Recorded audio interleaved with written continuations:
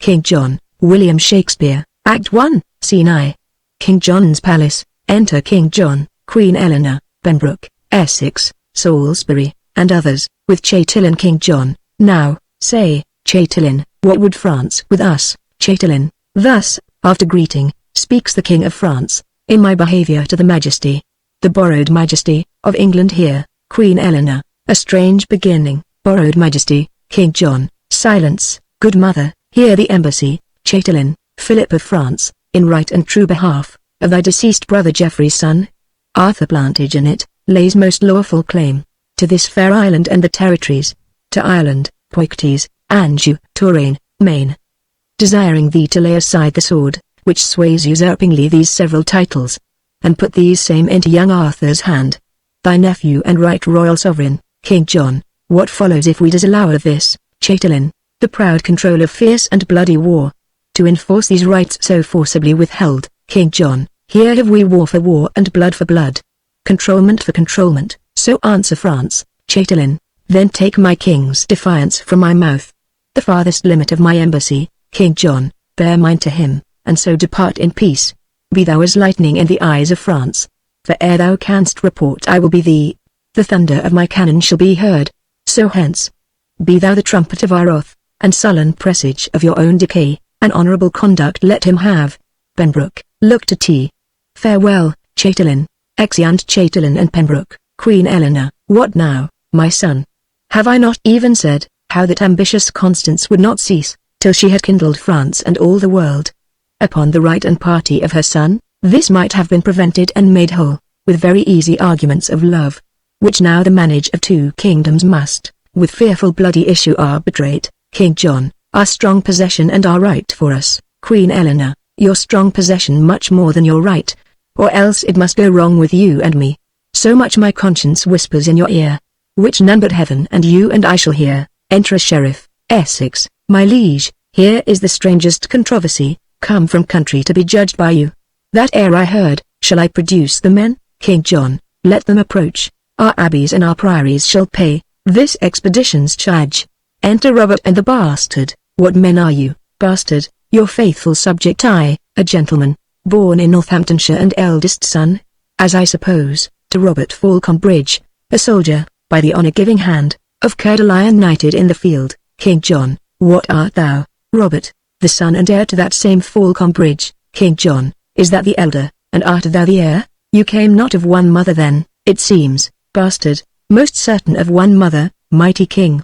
That is well known, and, as I think, one father. But for the certain knowledge of that truth, I put you all to heaven and to my mother. Of that I doubt, as all men's children may. Queen Eleanor, out on thee, rude man. Thou dost shame thy mother, and wound her honour with this diffidence, bastard. I, madam? No, I have no reason for it. That is my brother's plea and none of mine, the which if he can prove, pops me out, at least from fair £500 a year. Heaven guard my mother's honour and my land. King John, a good blunt fellow. Why, being younger born, doth he lay claim to thine inheritance? Bastard, I know not why, except to get the land. But once he slandered me with bastardy. But whether I be as true begot or no, that still I lay upon my mother's head.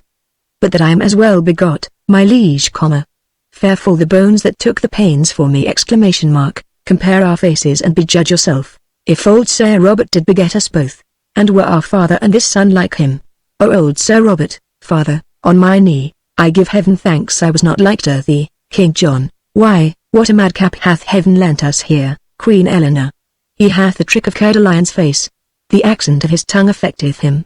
Do you not read some tokens of my son, in the large composition of this man? King John, mine eye hath well examined his parts, and finds them perfect. Richard, sirrah, speak, what doth move you to claim your brother's land? Bastard, because he hath a half face, like my father. With half that face would he have all my land?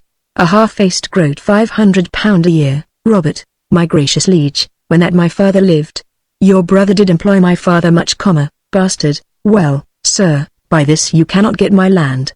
Your tale must be how he employed my mother, Robert, and once dispatched him in an embassy, to Germany, there with the emperor, to treat of high affairs touching that time. The advantage of his absence took the king, and in the meantime sojourned at my father's, where how he did prevail I shame to speak. But truth is truth, large lengths of seas and shores. Between my father and my mother lay, as I have heard my father speak himself. When this same lusty gentleman was got, upon his deathbed he by will bequeathed his lands to me, and took it on his death, that this my mother's son was none of his.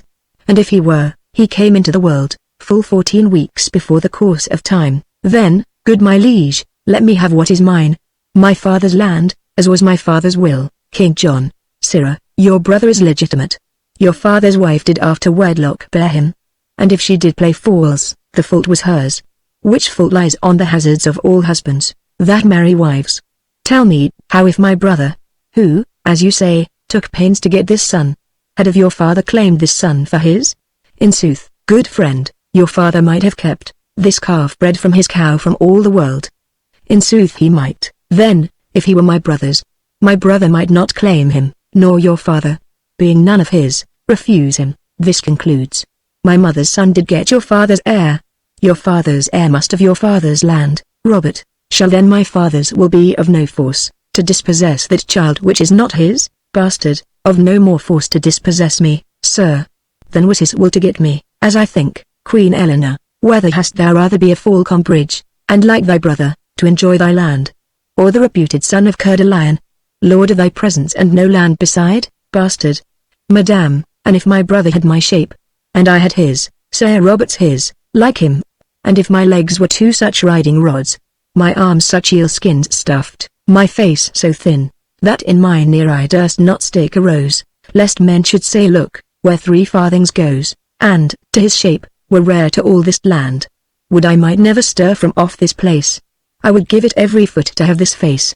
I would not be Sir Nob in any case. Queen Eleanor, I like thee well, wilt thou forsake thy fortune? Bequeath thy land to him and follow me? I am a soldier and now bound to France, bastard. Brother, take you my land, I'll take my chance. Your face hath got £500 a year, yet sell your face for 5 pence and 'tis dear. Madame, I'll follow you unto the death. Queen Eleanor, nay, I would have you go before me thither, bastard. Our country manners give our betters way. King John, what is thy name, bastard? Philip, my liege, so is my name begun. Philip, good old Sir Robert's wife's eldest son. King John, from henceforth bear his name whose form thou bear'st. Kneel thou down, Philip, that rise more great.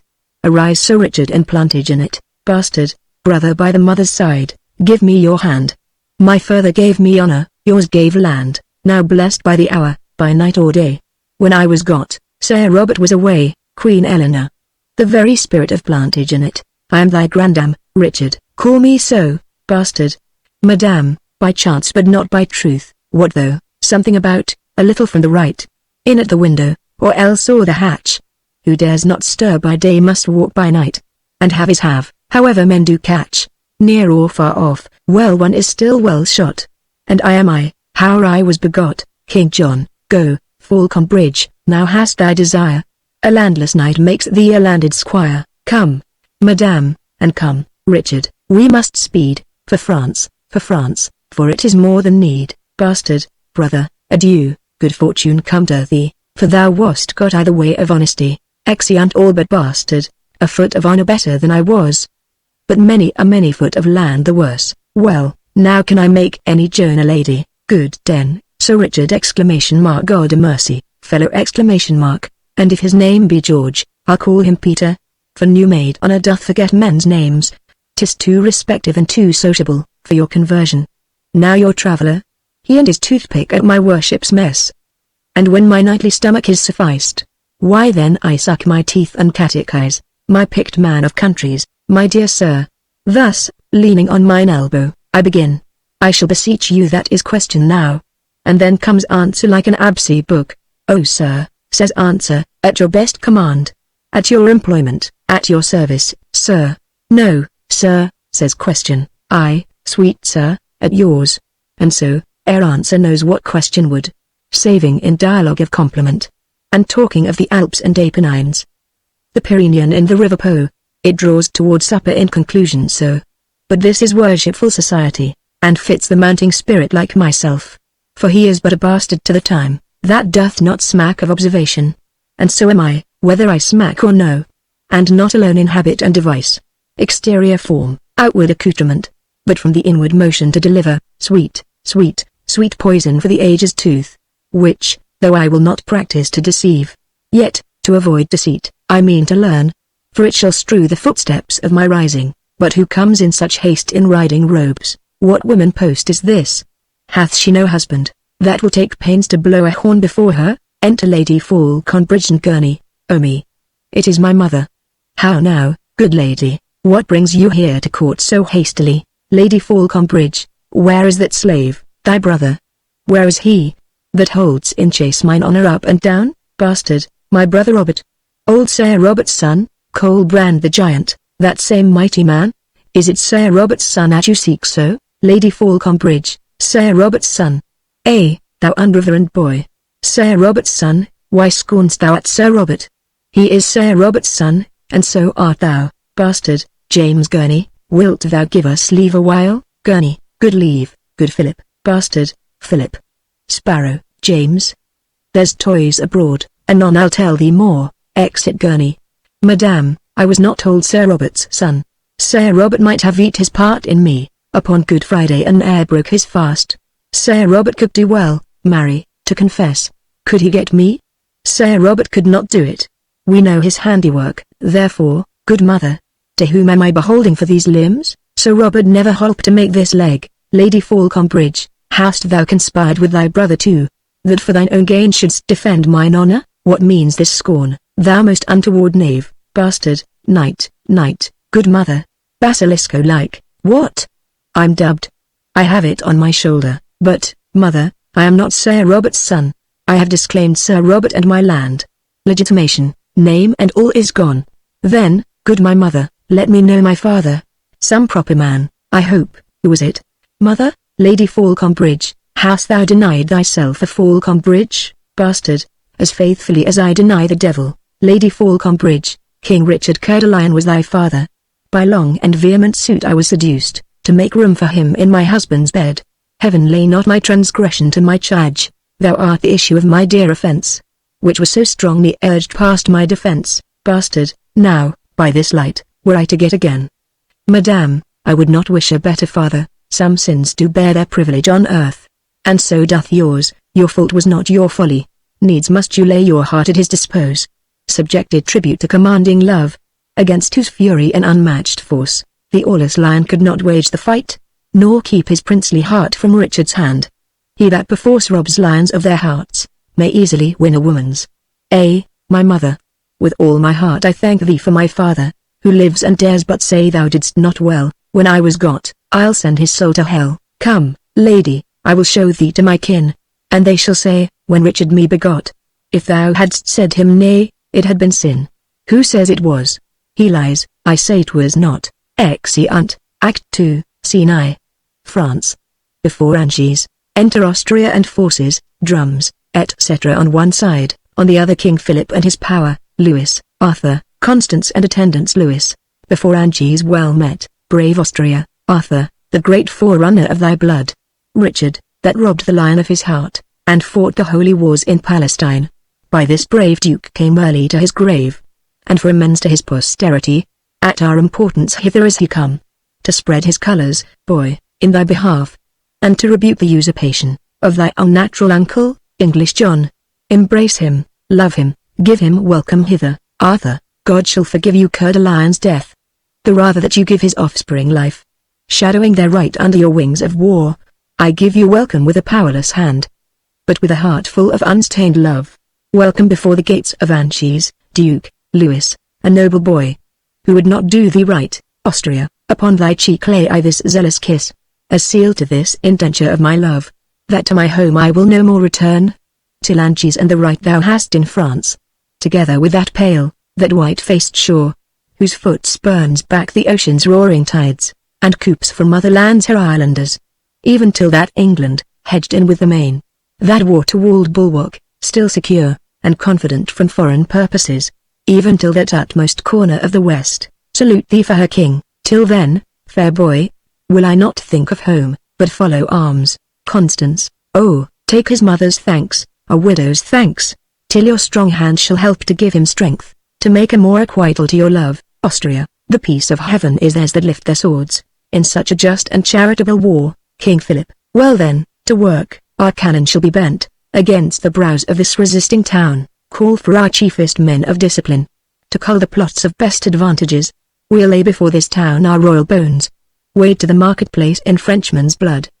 But we will make it subject to this boy. Constance, stay for an answer to your embassy, lest unadvised you stain your swords with blood. My lord Chatillon may from England bring that right in peace which here we urge in war, and then we shall repent each drop of blood that hot trash haste so indirectly shed. And to Chatillon, King Philip, a wonder, lady. Lo, upon thy wish, our messenger Chatillon is arrived. What England says, say briefly, gentle lord. We coldly pause for thee, Chatillon. Speak, Chatillon, then turn your forces from this paltry siege, and stir them up against a mightier task. England, impatient of your just demands, hath put himself in arms. The adverse winds, whose leisure I have stayed, have given him time to land his legions all as soon as I. His marches are expedient to this town. His force is strong, his soldiers confident. With him along is come the mother queen, Annette, stirring him to blood and strife. With her niece, the Lady Blanche of Spain. With them a bastard of the kings deceased, and all the unsettled humours of the land. Rash, inconsiderate, fiery voluntaries, with ladies' faces and fierce dragons' spleens, have sold their fortunes at their native homes, bearing their birthrights proudly on their backs, to make hazard of new fortunes here. In brief, a braver choice of dauntless spirits, than now the English bottoms have wafted or did ne'er afloat upon the swelling tide, to do offence and scathe in Christendom. Drum beats. The interruption of their churlish drums, cuts off more circumstance. They are at hand, to parley or to fight. Therefore prepare, King Philip. How much unlooked for is this expedition, Austria, by how much unexpected, by so much, we must awake endeavour for defence. For courage mounteth with occasion. Let them be welcome then, we are prepared. Enter King John, Queen Eleanor, Blanche, the bastard, lords, and forces. King John, peace be to France. If France in peace permit, our just and lineal entrance to our own. If not, bleed France, and peace ascend to heaven. Whiles we, God's wrathful agent, do correct their proud contempt that beats his peace to heaven. King Philip, peace be to England, if that war return, from France to England, that to live in peace. England we love, and for that England's sake, with burden of our armour here we sweat. This toil of ours should be a work of thine. But thou from loving England art so far, that thou hast underwrought his lawful king, cut off the sequence of posterity, outfaced infant state and done a rape upon the maiden virtue of the crown. Look here upon thy brother Geoffrey's face. These eyes, these brows, were moulded out of his. This little abstract doth contain that large, which died in Geoffrey, and the hand of time shall draw this brief into as huge a volume. That Geoffrey was thy elder brother born, and this his son. England was Geoffrey's right, and this is Geoffrey's. In the name of God, how comes it then that thou art called a king, when living blood doth in these temples beat, which owe the crown that thou o'ermasterest? King John, from whom hast thou this great commission, France, to draw my answer from thy articles? King Philip, from that supernal judge, that stirs good thoughts in any breast of strong authority, to look into the blots and stains of right. That judge hath made me guardian to this boy, under whose warrant I impeach thy wrong, and by whose help I mean to chastise it. King John, alack, thou dost usurp authority. King Philip, excuse, it is to beat usurping down. Queen Eleanor, who is it thou dost call usurper? France? Constance, let me make answer, thou usurping son. Queen Eleanor, out, insolent. Thy bastard shall be king, that thou mayst be a queen, and check the world. Constance, my bed was ever to thy son as true, as thine was to thy husband, and this boy, liker in feature to his father Geoffrey, than thou and John in manners, being as like, as rain to water, or devil to his dam. My boy a bastard. By my soul, I think, his father never was so true begot. It cannot be, and if thou wert his mother, Queen Eleanor, there's a good mother, boy, that blots thy father. Constance, there's a good grandam, boy, that would blot thee. Austria, peace. Bastard, hear the crier. Austria, what the devil art thou, bastard? One that will play the devil, sir, with you. Anna may catch your hide and you alone. You are the hare of whom the proverb goes, whose valor plucks dead lions by the beard. I'll smoke your skin coat, and I catch you right. Sirrah, look tot, I faith, I will, I faith. Blanche, oh, well did he become that lion's robe, that did disrobe the lion of that robe, bastard, it lies as sightly on the back of him, as great Alcides shows upon an ass. But, ass, I'll take that burthen from your back, or lay on that shall make your shoulders crack. Austria, what cracker is this same that deafs our ears, with this abundance or superfluous breath? King Philip, Louis, determine what we shall do straight. Louis, women and fools, break off your conference. King John, this is the very sum of all. England and Ireland, Anjou, Touraine, Maine. In right of Arthur do I claim of thee. Wilt thou resign them and lay down thy arms? King John, my life as soon, I do defy thee. France, Arthur of Brittany, yield thee to my hand, and out of my dear love I'll give thee more, than e'er the coward hand of France can win. Submit thee, boy. Queen Eleanor, come to thy grandam, child. Constance, do, child, go to it. Grandam, child. Give grandam kingdom, and it grandam will, give it a plum, a cherry, and a fig. There's a good grandam, Arthur, good my mother, peace, I would that I were low laid in my grave. I am not worth this coil that's made for me. Queen Eleanor, his mother shames him so, poor boy, he weeps. Constance, now shame upon you, whether she does or no, his grandam's wrongs, and not his mother's shames, draws those heaven-moving pearls from his poor eyes, which heaven shall take in nature of a fee. With these crystal beads heaven shall be bribed, to do him justice and revenge on you. Queen Eleanor, thou monstrous slanderer of heaven and earth. Constance, thou monstrous injurer of heaven and earth, call not me slanderer, thou and thine usurp the dominations, royalties and rights, of this oppressed boy. This is thy eldest son's son, infortunate in nothing but in thee.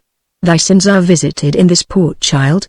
The canon of the law is laid on him, being but the second generation, removed from thy sin-conceiving womb. King John, Bedlam, have done. Constance, I have but this to say, that he is not only plagued for her sin, but God hath made her sin and her the plague. On this removed issue, plague for her, and with her plague, her sin his injury, her injury the beadle to her sin. All punished in the person of this child, and all for her, a plague upon her. Queen Eleanor, thou unadvised scold, I can produce a will that bars the title of thy son. Constance, who doubts that? A will. A wicked will. A woman's will, a cankered grandam's will. King Philip, peace, lady. Pause, or be more temperate. It ill beseems this presence to cry aim, to these ill-tuned repetitions. Some trumpet summon hither to the walls, these men of Anchises, let us hear them speak, whose title they admit, Arthur's or John's. Trumpet sounds. Enter certain citizens upon the walls. First citizen, who is it that hath warned us to the walls? King Philip, 'tis France, for England. King John, England, for itself, you men of Anchises, and my loving subjects. King Philip, you loving men of Anchises, Arthur's subjects. Our trumpet called you to this gentle parle. King John, for our advantage, therefore hear us first. These flags of France, that are advanced here, before the eye and prospect of your town, have hither marched to your endomagement. The cannons have their bowels full of wrath, and ready mounted are they to spit forth their iron indignation against your walls. All preparation for a bloody siege, all merciless proceeding by these French, confronts your city's eyes, your winking gates, and but for our approach those sleeping stones, that as a waist doth girdle you about, by the compulsion of their ordinance, by this time from their fixed beds of lime, had been dishabited, and wide havoc made, for bloody power to rush upon your peace, but on the sight of us your lawful king, who painfully with much expedient march, have brought a counter-check before your gates, to save unscratched your city's threatened cheeks. Behold, the French amazed vouchsafe a pile, and now, instead of bullets wrapped in fire, to make a shaking fever in your walls, they shoot but calm words folded up in smoke, to make a faithless error in your ears, which trust accordingly, kind citizens, and let us in, your king, whose labored spirits, forride in this action of swift speed, crave harborage within your city walls. King Philip, when I have said, make answer to us both. Lo, in this right hand, whose protection is most divinely vowed upon the right of him it holds, stands young Plantagenet, son to the elder brother of this man, and king o'er him and all that he enjoys. For this downtrodden equity, we tread, in warlike march these greens before your town, being no further enemy to you, than the constraint of hospitable zeal, in the relief of this oppressed child, religiously provokes. Be pleased then, to pay that duty which you truly owe, to that owes it, namely this young prince, and then our arms, like to a muzzled bear, save in aspect, hath all offence sealed up. Our cannon's malice vainly shall be spent, against the invulnerable clouds of heaven, and with a blessed and unvexed retire. With unhacked swords and helmets all unbruised, we will bear home that lusty blood again, which here we came to spout against your town, and leave your children, wives and you in peace. But if you fondly pass our proffered offer, 'tis not the roundure of your old-faced walls can hide you from our messengers of war, though all these English and their discipline were harbored in their rude circumference. Then tell us, shall your city call us lord, in that behalf which we have challenged it, or shall we give the signal to our rage, and stalk in blood to our possession? First citizen, in brief, we are the King of England's subjects. For him, and in his right, we hold this town. King John, acknowledge then the king, and let me in. First citizen, that can we not, but he that proves the king, to him will we prove loyal. Till that time, have we rammed up our gates against the world. King John, doth not the crown of England prove the king? And if not that, I bring you witnesses. Twice 15,000 hearts of England's breed, bastard, bastards, and else, King John, to verify our title with their lives. King Philip, as many and as well-born bloods as those, bastard, some bastards too. King Philip, stand in his face to contradict his claim. First citizen, till you compound whose right is worthiest. We for the worthiest hold the right from both. King John, then God forgive the sin of all those souls, that to their everlasting residence, before the dew of evening fall, shall fleet, in dreadful trial of our kingdom's king. King Philip, amen, amen. Mount, chevaliers, to arms. Bastard, St. George, that swinged the dragon, and e'er since, sits on his horseback at mine host his door, teach us some fence. To Austria, sirrah, were I at home, at your den, sirrah, with your lioness, I would set an ox head to your lion's hide, and make a monster of you. Austria, peace. No more, bastard, oh tremble, for you hear the lion roar. King John, up high to the plain, where we'll set forth, in best appointment all our regiments. Bastard, speed then, to take advantage of the field. King Philip, it shall be so, and at the other hill, command the rest to stand. God and our right, exeunt. Hereafter excursions, enter the herald of France, with trumpets, to the gates. French herald, you men of Anchises, open wide your gates, and let young Arthur, Duke of Brittany, in, who by the hand of France this day hath made much work for tears in many an English mother, whose sons lie scattered on the bleeding ground. Many a widow's husband grovelling lies, coldly embracing the discoloured earth, and victory, with little loss, doth play upon the dancing banners of the French, who are at hand, triumphantly displayed, to enter conquerors and to proclaim, Arthur of Brittany England's king and yours. Enter English herald, with trumpet. English herald, rejoice, you men of Anchises, ring your bells. King John, your king in England doth approach, commander of this hot malicious day. Their armours, that marched hence so silver bright, hither return all gilt with Frenchman's blood. There stuck no plume in any English crest, that is removed by a staff of France. Our colours do return in those same hands, that did display them when we first marched forth. And, like a troop of jolly huntsmen, come, our lusty English, all with purpled hands, died in the dying slaughter of their foes. Open your gates and give the victors way. First citizen, heralds, from off our towers we might behold, from first to last, the onset and retire, of both your armies, whose equality, by our best eyes cannot be censured. Blood hath bought blood and blows have answered blows. Strength matched with strength, and power confronted power. Both are alike, and both alike we like. One must prove greatest, while they weigh so even. We hold our town for neither, yet for both. Re-enter King John and King Philip, with their powers, severally. King John, France, hast thou yet more blood to cast away? Say, shall the current of our right run on, whose passage, vexed with thy impediment, shall leave his native channel and Erswell, with course disturbed even thy confining shores, unless thou let his silver water keep a peaceful progress to the ocean. King Philip, England, thou hast not saved one drop of blood, in this hot trial, more than we of France, rather, lost more. And by this hand I swear, that sways the earth this climate overlooks, before we will lay down our just-born arms, we'll put thee down, gainst whom these arms we bear, or add a royal number to the dead, gracing the scroll that tells of this war's loss, with slaughter coupled to the name of kings. Bastard, ha, majesty, how high thy glory towers, when the rich blood of kings is set on fire. Oh, now doth death line his dead chaps with steel, The swords of soldiers are his teeth, his fangs. And now he feasts, mousing the flesh of men. In undetermined differences of kings, why stand these royal fronts amazed thus? Cry, havoc. Kings, back to the stained field.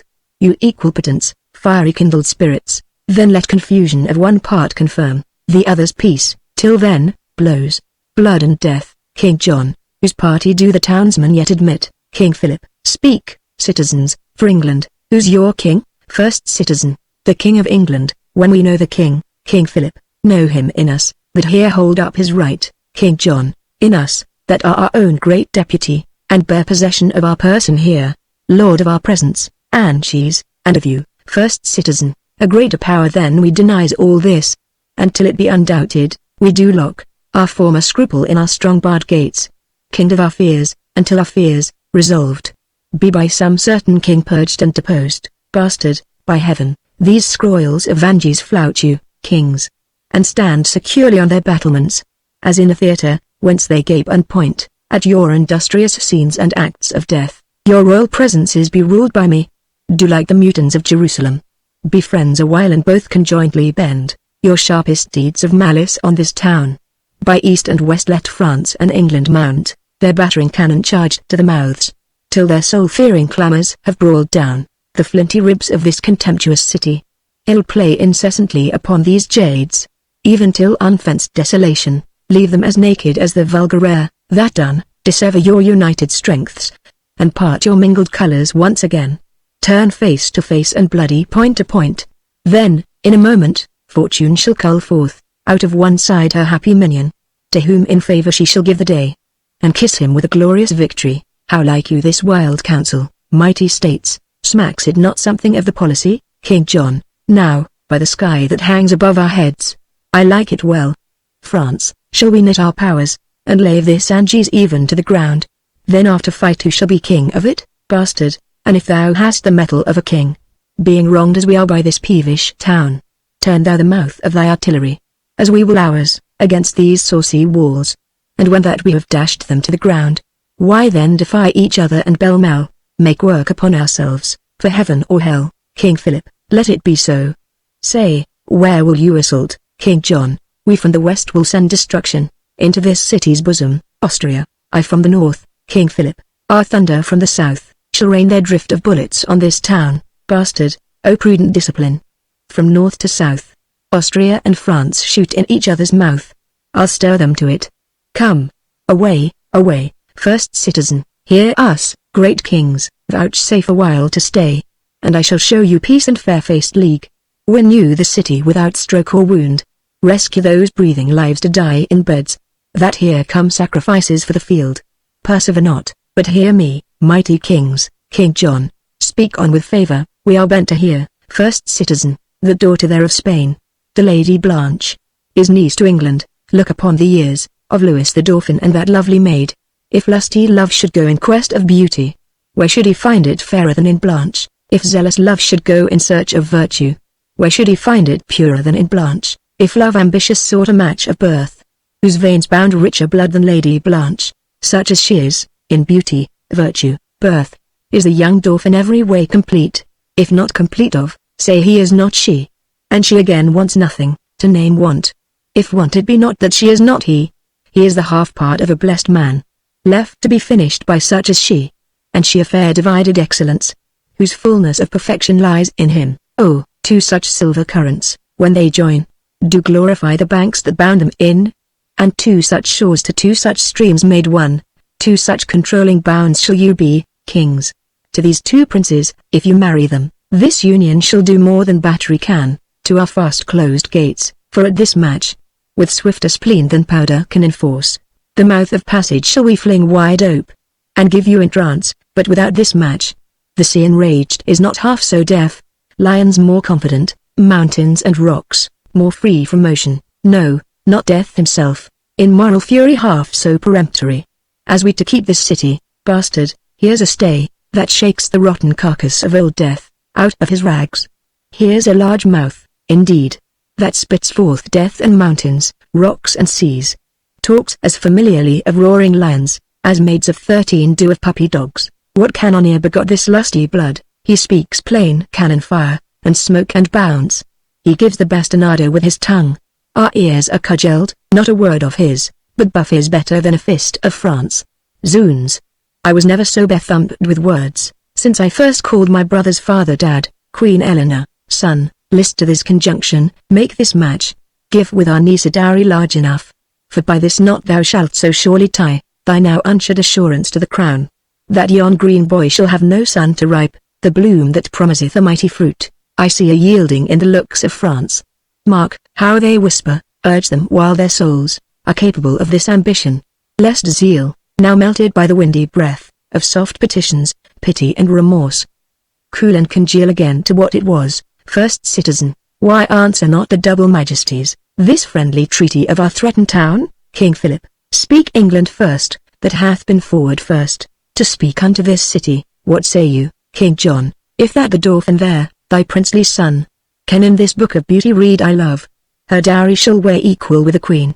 For Anjou and fair Touraine, Maine, Poictiers, and all that we upon this side the sea, except this city now by us besieged, find liable to our crown and dignity, shall gild her bridal bed and make her rich, in titles, honors and promotions, as she in beauty, education, blood, holds hand with any princess of the world. King Philip, what sayst thou, boy? Look in the lady's face, Louis. I do, my lord, and in her eye I find a wonder, or a wondrous miracle. The shadow of myself formed in her eye, which being but the shadow of your son, becomes a sun and makes your son a shadow. I do protest I never loved myself, till now infixed I beheld myself, drawn in the flattering table of her eye, whispers with Blanche, bastard, drawn in the flattering table of her eye, hanged in the frowning wrinkle of her brow, and quartered in her heart.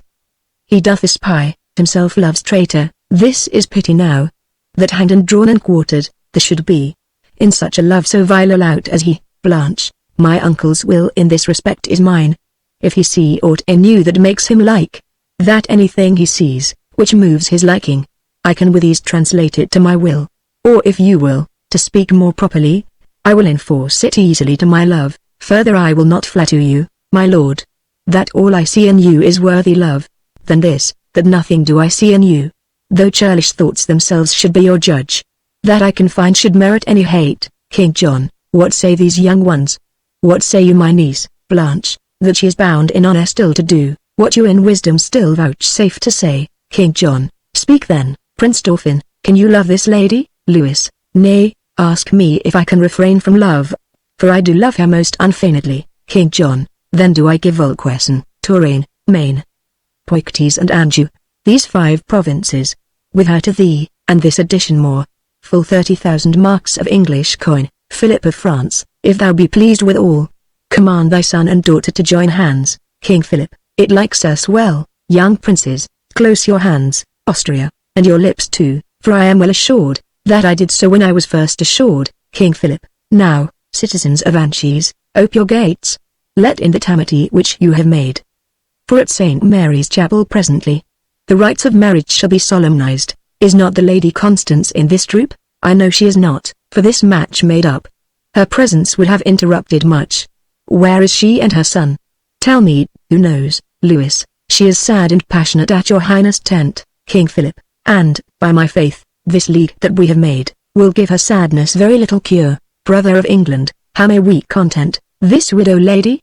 In her right we came, which we, God knows, have turned another way, to our own vantage. King John, we will heal up all, for we'll create young Arthur Duke of Brittany, and Earl of Richmond, and this rich fair town, we make him lord of.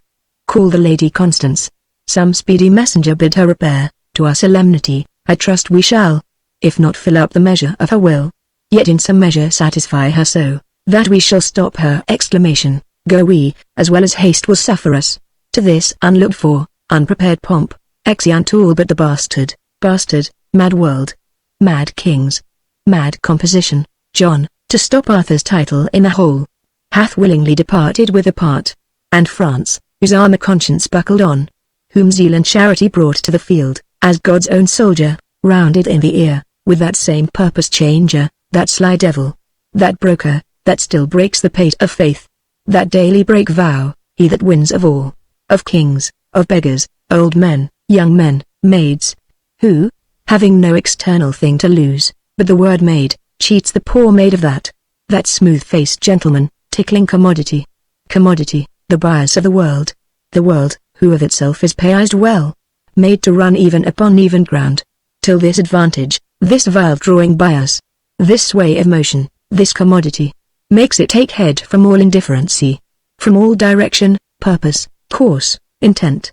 And this same bias, this commodity, this board, this broker, this all-changing word, clapped on the outward eye of fickle France, hath drawn him from his own determined aid, from resolved and honorable war, to a most base and vile concluded peace. And why rely on this commodity?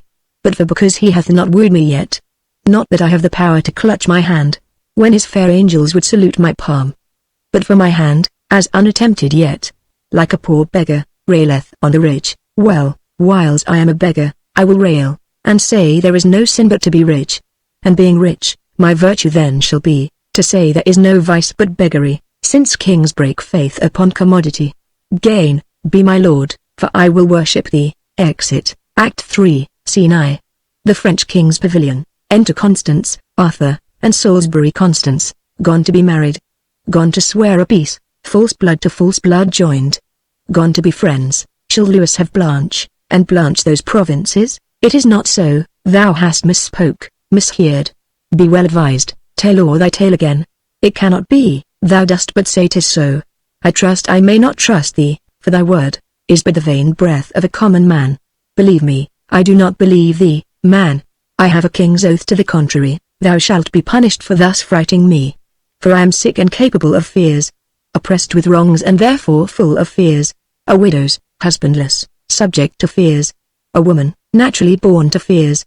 And though thou now confess thou didst but jest, with my vexed spirits I cannot take a truce, but they will quake and tremble all this day. What dost thou mean by shaking of thy head? Why dost thou look so sadly on my son? What means that hand upon that breast of thine? Why holds thine eye that lamentable room, like a proud river peering o'er his bounds? Be these sad signs confirmers of thy words? Then speak again, not all thy former tale, but this one word, whether thy tale be true, Salisbury, as true as I believe you think them false, that give you cause to prove my saying true. Constance, oh, if thou teach me to believe this sorrow, teach thou this sorrow how to make me die, and let belief and life encounter so, as doth the fury of two desperate men, which in a very meeting fall and die. Louis marry Blanche. O boy, then where art thou? France friend with England, what becomes of me? Fellow, begone, I cannot brook thy sight. This news hath made thee a most ugly man. Salisbury, what other harm have I, good lady, done? But spoke the harm that is by others done. Constance, which harm within itself so heinous is, as it makes harmful all that speak of it? Arthur, I do beseech you. Madame, be content. Constance, if thou, that bidst me be content, wert grim, ugly and slanderous to thy mother's womb, full of unpleasing blots and sightless stains, lame, foolish, crooked, swart, prodigious, patched with foul moles and eye-offending marks, I would not care, I then would be content, for then I should not love thee, no, nor thou, become thy great birth nor deserve a crown. But thou art fair, and at thy birth, dear boy, nature and fortune joined to make thee great. Of nature's gifts thou mayst with lilies boast, and with the half-blown rose. But fortune, oh, she is corrupted, changed and won from thee. She adulterates sourly with thine uncle John, and with her golden hand hath plucked on France, to tread down fair respect of sovereignty, and made his majesty the board to theirs. France is a board to fortune and King John. That strumpet fortune, that usurping John. Tell me, thou fellow, is not France forsworn? Envenom him with words, or get thee gone, and leave those woes alone which I alone am bound to underbear. Salisbury, pardon me, madame, I may not go without you to the king's. Constance, thou mayst, thou shalt, I will not go with thee. I will instruct my sorrows to be proud, for grief is proud and makes his owner stoop. To me and to the state of my great grief, let kings assemble, for my grief's so great, that no supporter but the huge firm earth can hold it up. Here I and sorrows sit. Here is my throne, bid kings come bow to it. Seats herself on the ground. Enter King John, King Philip, Louis, Blanche, Queen Eleanor, the bastard, Austria, and attendants. King Philip, 'tis true, fair daughter, and this blessed day, ever in France shall be kept festival. To solemnize this day the glorious sun stays in his course and plays the alchemist, turning with splendor of his precious eye, the meager cloddy earth to glittering gold. The yearly course that brings this day about, shall never see it but a holiday, Constance, a wicked day, and not a holy day. Rising, what hath this day deserved? What hath it done, that it in golden letters should be set among the high tides in the calendar? Nay, rather turn this day out of the week, this day of shame, oppression, perjury. Or, if it must stand still, let wives with child pray that their burthens may not fall this day, lest that their hopes prodigiously be crossed. But on this day let seamen fear no wreck, no bargains break that are not this day made. This day, all things begun come to ill end. Yea, faith itself to hollow falsehood change. King Philip, by heaven, lady, you shall have no cause to curse the fair proceedings of this day. Have I not pawned to you my majesty, Constance? You have beguiled me with a counterfeit, resembling majesty, which, being touched and tried, proves valueless. You are forsworn, forsworn. You came in arms to spill mine enemy's blood, but now in arms you strengthen it with yours. The grappling vigor and rough frown of war is called enmity and painted peace, and our oppression hath made up this league. Arm, you heavens, against these perjured kings. A widow cries, be husband to me. Heavens, let not the hours of this ungodly day wear out the day in peace, but, ere sunset, set armed discord twixt these perjured kings. Hear me, oh, hear me, Austria, Lady Constance. Peace, Constance. War, war. No peace. Peace is to me a war, O Limoges. O Austria. Thou dost shame, that bloody spoil, thou slave, thou wretch, thou coward, thou little valiant, great in villainy, thou ever strong upon the stronger side, thou fortune's champion that dost never fight, but when her humorous ladyship is by, to teach thee safety. Thou art perjured too, and soothest up greatness. What a fool art thou, a ramping fool, to brag and stamp and swear upon my party. Thou cold-blooded slave, hast thou not spoke like thunder on my side, been sworn my soldier, bidding me depend upon thy stars, thy fortune and thy strength?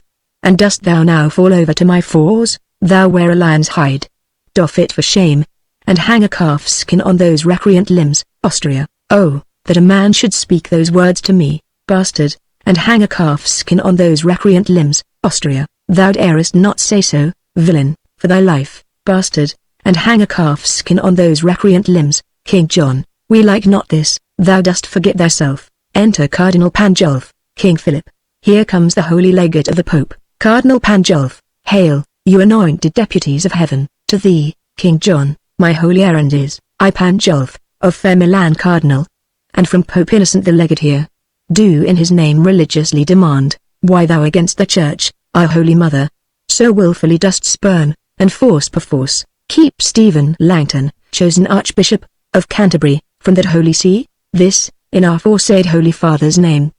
Pope Innocent, I do demand of thee, King John, what earthly name to interrogatories can task the free breath of a sacred king? Thou canst not, Cardinal, devise a name so slight, unworthy and ridiculous, to charge me to an answer, as the Pope. Tell him this tale, and from the mouth of England, add thus much more, that no Italian priest shall tithe or toll in our dominions, but as we, under heaven, a supreme head, so under him the great supremacy, where we do reign, we will alone uphold, without the assistance of a mortal hand.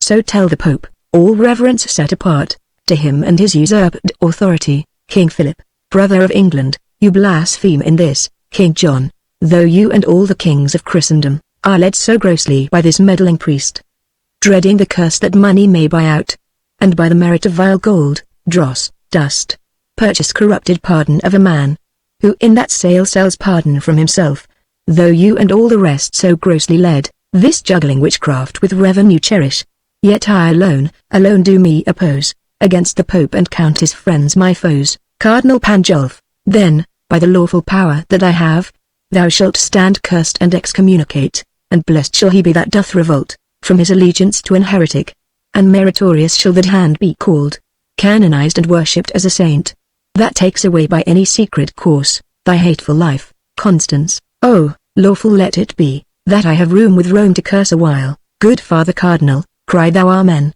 to my keen curses, for without my wrong, there is no tongue hath power to curse him right. Cardinal Pandulph, there's law and warrant, lady, for my curse, Constance, and for mine too, when law can do no right. Let it be lawful that law bar no wrong. Law cannot give my child his kingdom here, for he that holds his kingdom holds the law.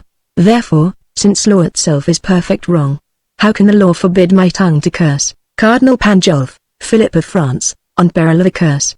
Let go the hand of that arch-heretic, and raise the power of France upon his head. Unless he do submit himself to Rome, Queen Eleanor, look'st thou pale, France?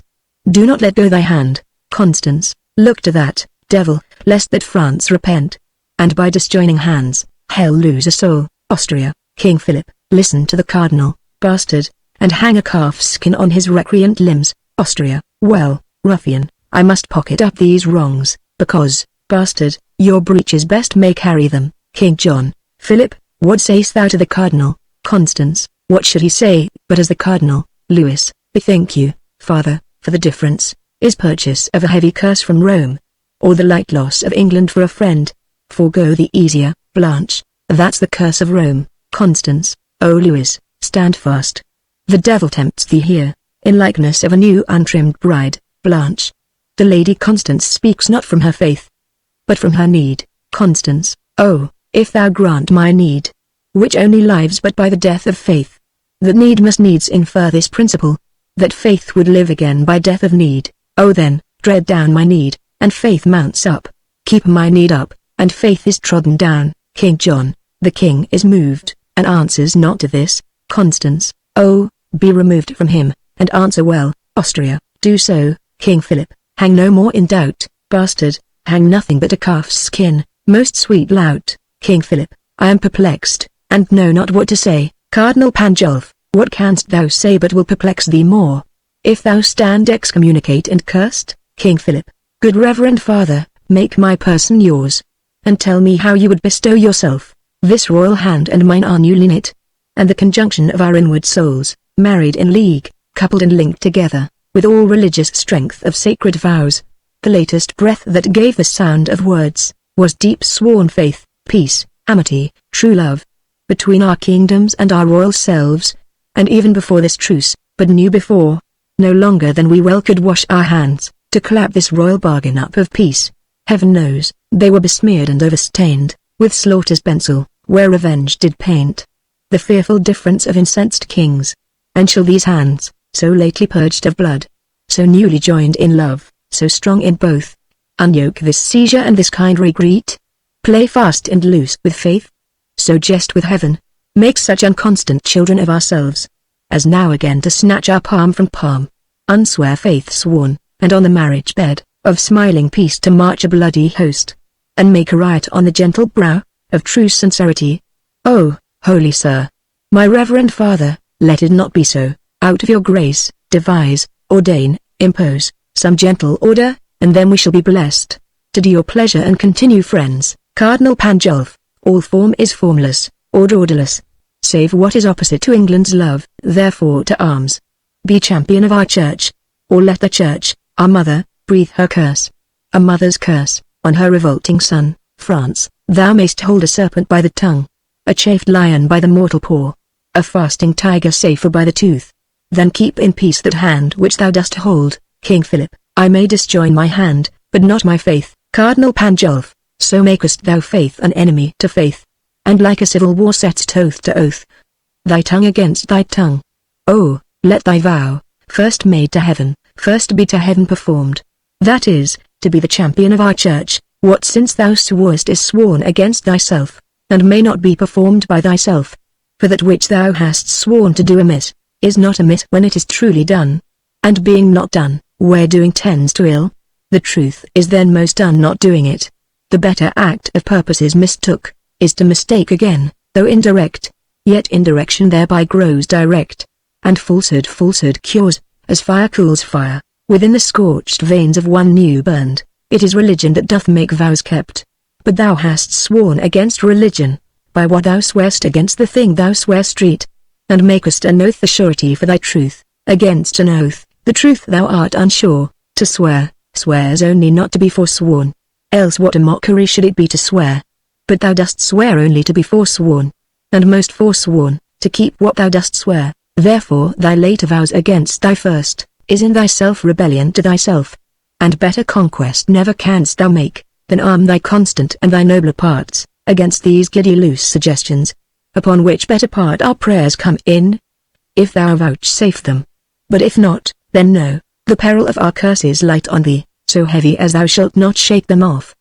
But in despair die under their black weight, Austria, rebellion, flat rebellion, bastard, wilt not be, will not a calfskin stop that mouth of thine, Louis, father, to arms, Blanche, upon thy wedding day, against the blood that thou hast married? What, shall our feast be kept with slaughtered men, shall braying trumpets and loud churlish drums? Clamours of hell, be measures to our pomp, O husband, hear me. Alack, how new, is husband in my mouth. Even for that name, which till this time my tongue did ne'er pronounce. Upon my knee I beg, go not to arms, against mine uncle, Constance. Oh, upon my knee, made hard with kneeling, I do pray to thee, thou virtuous Dauphin, alter not the doom, forethought by heaven, Blanche. Now shall I see thy love, what motive may be stronger with thee than the name of wife? Constance, that which upholdeth him that thee upholds, his honor. Oh, thine honor, Louis, thine honor, Louis, I muse your majesty doth seem so cold? When such profound respects do pull you on, Cardinal Pandulph, I will denounce a curse upon his head. King Philip, thou shalt not need. England, I will fall from thee. Constance, O fair return of banished majesty. Queen Eleanor, O foul revolt of French inconstancy. King John, France, thou shalt rue this hour within this hour. Bastard, old Time the clock setter, that bald sexton Time. Is it as he will? Well then, France shall rue. Blanche, the suns o'ercast with blood. Fair day, adieu. Which is the side that I must go with all? I am with both. Each army hath a hand, and in their rage, I having hold of both, they swirl asunder and dismember me. Husband, I cannot pray that thou mayst win. Uncle, I needs must pray that thou mayst lose. Father, I may not wish the fortune thine. Grandam, I will not wish thy fortunes thrive. Whoever wins, on that side shall I lose, assured loss before the match be played. Louis, lady, with me thy fortune lies. Blanche, there where my fortune lives, there my life dies. King John, cousin, go draw up we sons together. Exit bastard. France, I am burned up with inflaming wrath, a rage whose heat hath this condition, that nothing can allay, nothing but blood, the blood, and dearest valued blood, of France. King Philip, thy rage shall burn thee up, and thou shalt turn to ashes, ere our blood shall quench that fire. Look to thyself, thou art in jeopardy. King John, no more than he that threats. To arms let's hie. Exeunt. Scene 2. The same. Blaines near Angers, alarums, excursions. Enter the bastard, with Austria's head. Bastard, now, by my life, this day grows wondrous hot. Some merry devil hovers in the sky, and pours down mischief. Austria's head lie there, while Philip breathes. Enter King John, Arthur, and Hubert. King John, Hubert, keep this boy. Philip, make up. My mother is assailed in our tent. And ta'en, I fear. Bastard, my lord, I rescued her. Her highness is in safety, fear you not. But on, my liege, for very little pains, will bring this labour to an happy end. Exeunt. Scene 3. The same. Alarums, excursions, retreat. Enter King John, Queen Eleanor, Arthur, the bastard, Hubert, and Lords. King John, to Queen Eleanor, so shall it be, your grace shall stay behind, so strongly guarded. To Arthur, cousin, look not sad. Thy grandam loves thee, and thy uncle will, as dear be to thee as thy father was. Arthur, oh, this will make my mother die with grief. King John, to the bastard, cousin, away for England, haste before, and, ere our coming, see thou shake the bags, of hoarding abbots, imprisoned angels, set at liberty. The fat ribs of peace, must by the hungry now be fed upon. Use our commission in his utmost force. Bastard, bell, book, and candle shall not drive me back. When gold and silver becks me to come on, I leave your highness. Grandam, I will pray, if ever I remember to be holy, for your fair safety, so, I kiss your hand. Eleanor, farewell, gentle cousin. King John, cos, farewell. Exit the bastard. Queen Eleanor, come hither, little kinsman, hark, a word. King John, come hither. Hubert, O my gentle Hubert, we owe thee much. Within this wall of flesh, there is a soul counts thee her creditor, and with advantage means to pay thy love. And my good friend, thy voluntary oath, lives in this bosom. dearly cherished, give me thy hand. I had a thing to say, but I will fit it with some better time. By heaven, Hubert, I am almost ashamed to say what good respect I have of thee. Hubert, I am much bounden to your majesty. King John, good friend, thou hast no cause to say so yet, but thou shalt have, and creep time ne'er so slow, yet it shall come from me to do thee good. I had a thing to say, but let it go. The sun is in the heaven, and the proud day, attended with the pleasures of the world, is all too wanton and too full of gauds, to give me audience. If the midnight bell did, with his iron tongue and brazen mouth, sound on into the drowsy race of night, if this same were a churchyard where we stand, and thou possessed with 1,000 wrongs, or if that surly spirit, melancholy, had baked thy blood and made it heavy thick, which else runs tickling up and down the veins, making that idiot, laughter, keep men's eyes, and strain their cheeks to idle merriment, a passion hateful to my purposes, or if that thou couldst see me without eyes, hear me without thine ears, and make reply, without a tongue, using conceit alone, without eyes, ears and harmful sound of words, then, in despite of brooded watchful day, I would into thy bosom pour my thoughts, but, I will not. Yet I love thee well, and, by my troth, I think thou lovest me well, Hubert, so well, that what you bid me undertake, though that my death were adjunct to my act, by heaven, I would do it. King John, do not I know thou wouldst, good Hubert, Hubert, Hubert, throw thine eye on yon young boy. I'll tell thee what, my friend. He is a very serpent in my way, and wheresoever this foot of mine doth tread, he lies before me. Dost thou understand me? Thou art his keeper, Hubert, and I'll keep him so, that he shall not offend your majesty. King John, death, Hubert, my lord. King John, a grave, Hubert, he shall not live. King John, enough, I could be merry now. Hubert, I love thee. Well, I'll not say what I intend for thee. Remember. Madame, fare you well. I'll send those powers or to your majesty. Eleanor, my blessing go with thee. King John, for England, cousin, go. Hubert shall be your man, attend on you, with all true duty. On toward Calais, ho, exeunt, scene 4. The same. King Philip stent, enter King Philip, Louis, Cardinal Pandulph, and attendants King Philip. So, by a roaring tempest on the flood, a whole armado of convicted sail, is scattered and disjoined from fellowship. Cardinal Pandulph, courage and comfort. All shall yet go well. King Philip, what can go well, when we have run so ill? Are we not beaten? Is not Angiers lost, Arthur ta'en prisoner, divers dear friends slain, and bloody England into England gone? O'erbearing interruption, spite of France, Louis, what he hath won, that hath he fortified, so hot a speed with such advice disposed, such temperate order in so fierce a cause, doth want example, who hath read or heard, of any kindred action like to this? King Philip, well could I bear that England had this praise, so we could find some pattern of our shame. Enter Constance. Look, who comes here? A grave unto a soul, holding the eternal spirit against her will, in the vile prison of afflicted breath. I prithee, lady, go away with me. Constance, lo, now I see the issue of your peace. King Philip, patience, good lady.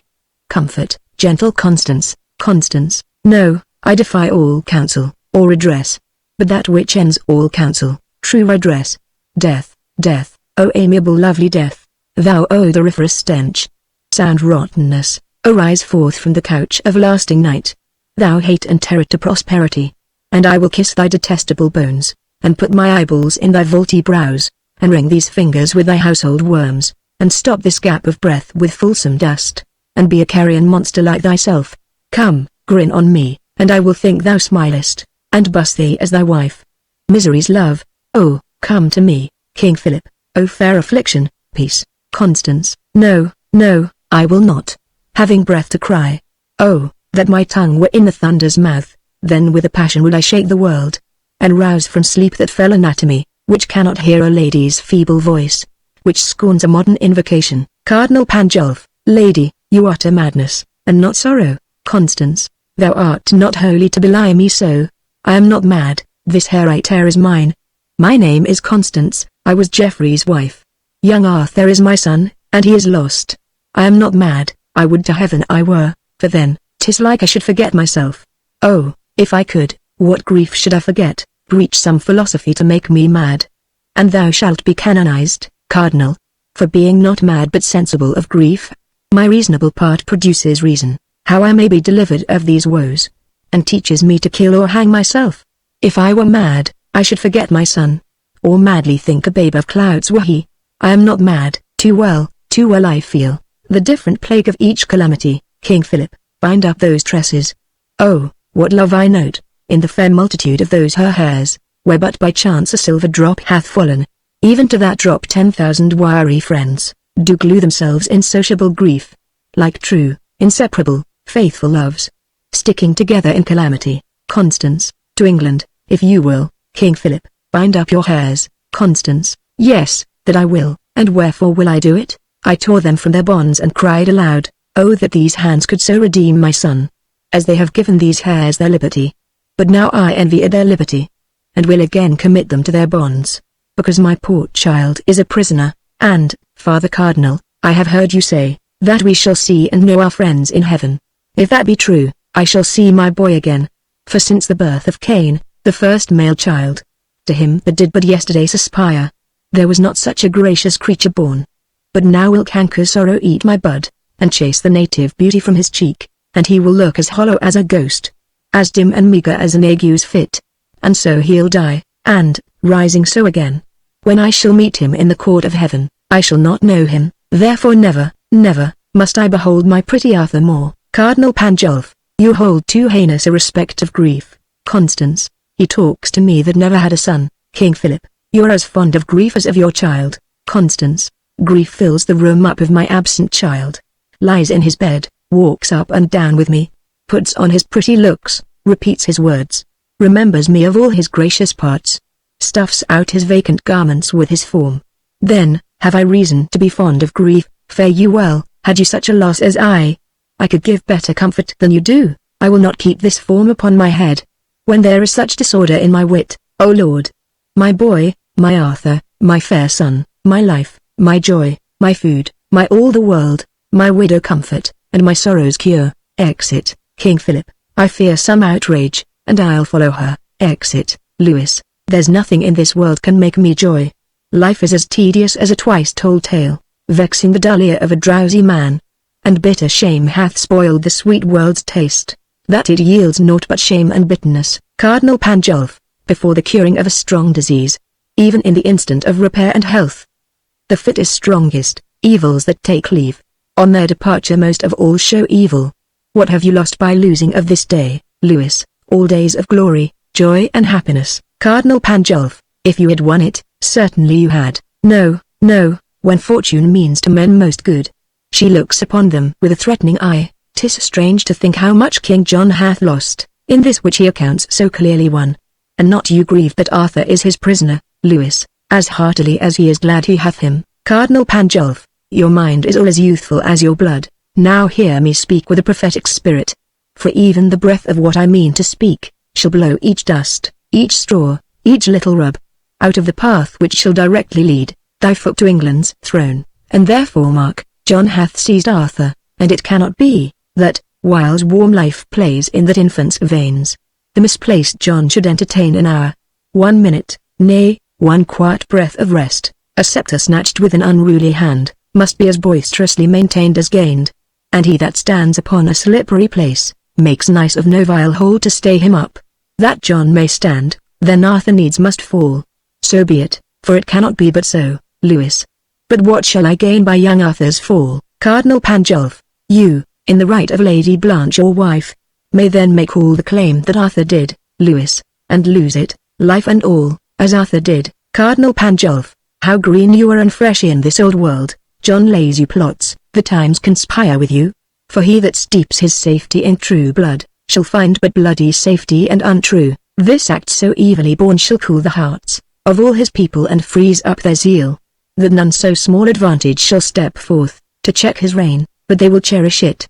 No natural exhalation in the sky, no scope of nature, no distempered day, no common wind, no customed event, but they will pluck away his natural cause, and call them meteors, prodigies and signs, abortives, presages and tongues of heaven, plainly denouncing vengeance upon John. Lewis, maybe he will not touch young Arthur's life, but hold himself safe in his imprisonment. Cardinal Pandulph, oh, sir, when he shall hear of your approach, if that young Arthur be not gone already. Even at that news he dies, and then the hearts of all his people shall revolt from him, and kiss the lips of unacquainted change, and pick strong matter of revolt and wrath, out of the bloody fingers ends of John. Methinks I see this hurly all on foot. And, oh, what better matter breeds for you, than I have named. The bastard Falconbridge is now in England, ransacking the church, offending charity. If but a dozen French were there in arms, they would be as a call to train 10,000 English to their side, or as a little snow, tumbled about, anon becomes a mountain. O noble Dauphin, go with me to the king. 'Tis wonderful, what may be wrought out of their discontent, now that their souls are full of offence. For England go, I will wait on the king. Lewis, strong reasons make strong actions, let us go. If you say A, the king will not say number. Exeunt, Act 4, Scene I. A room in a castle. Enter Hubert and executioners. Hubert, eat me these irons hot, and look thou stand within the arras. When I strike my foot upon the bosom of the ground, rush forth, and bind the boy which you shall find with me, fast to the chair. Be heedful, hence, and watch. First executioner, I hope your warrant will bear out the deed. Hubert, uncleanly scruples. Fear not you, look tot. Exeunt executioners. Young lad, come forth, I have to say with you. Enter Arthur. Arthur, good morrow. Hubert, Hubert, good morrow. Little prince. Arthur, as little prince, having so great a title, to be more prince, as may be. You are sad. Hubert, indeed, I have been merrier. Arthur, mercy on me, methinks nobody should be sad but I. Yet, I remember, when I was in France, young gentlemen would be as sad as knights, only for wantonness.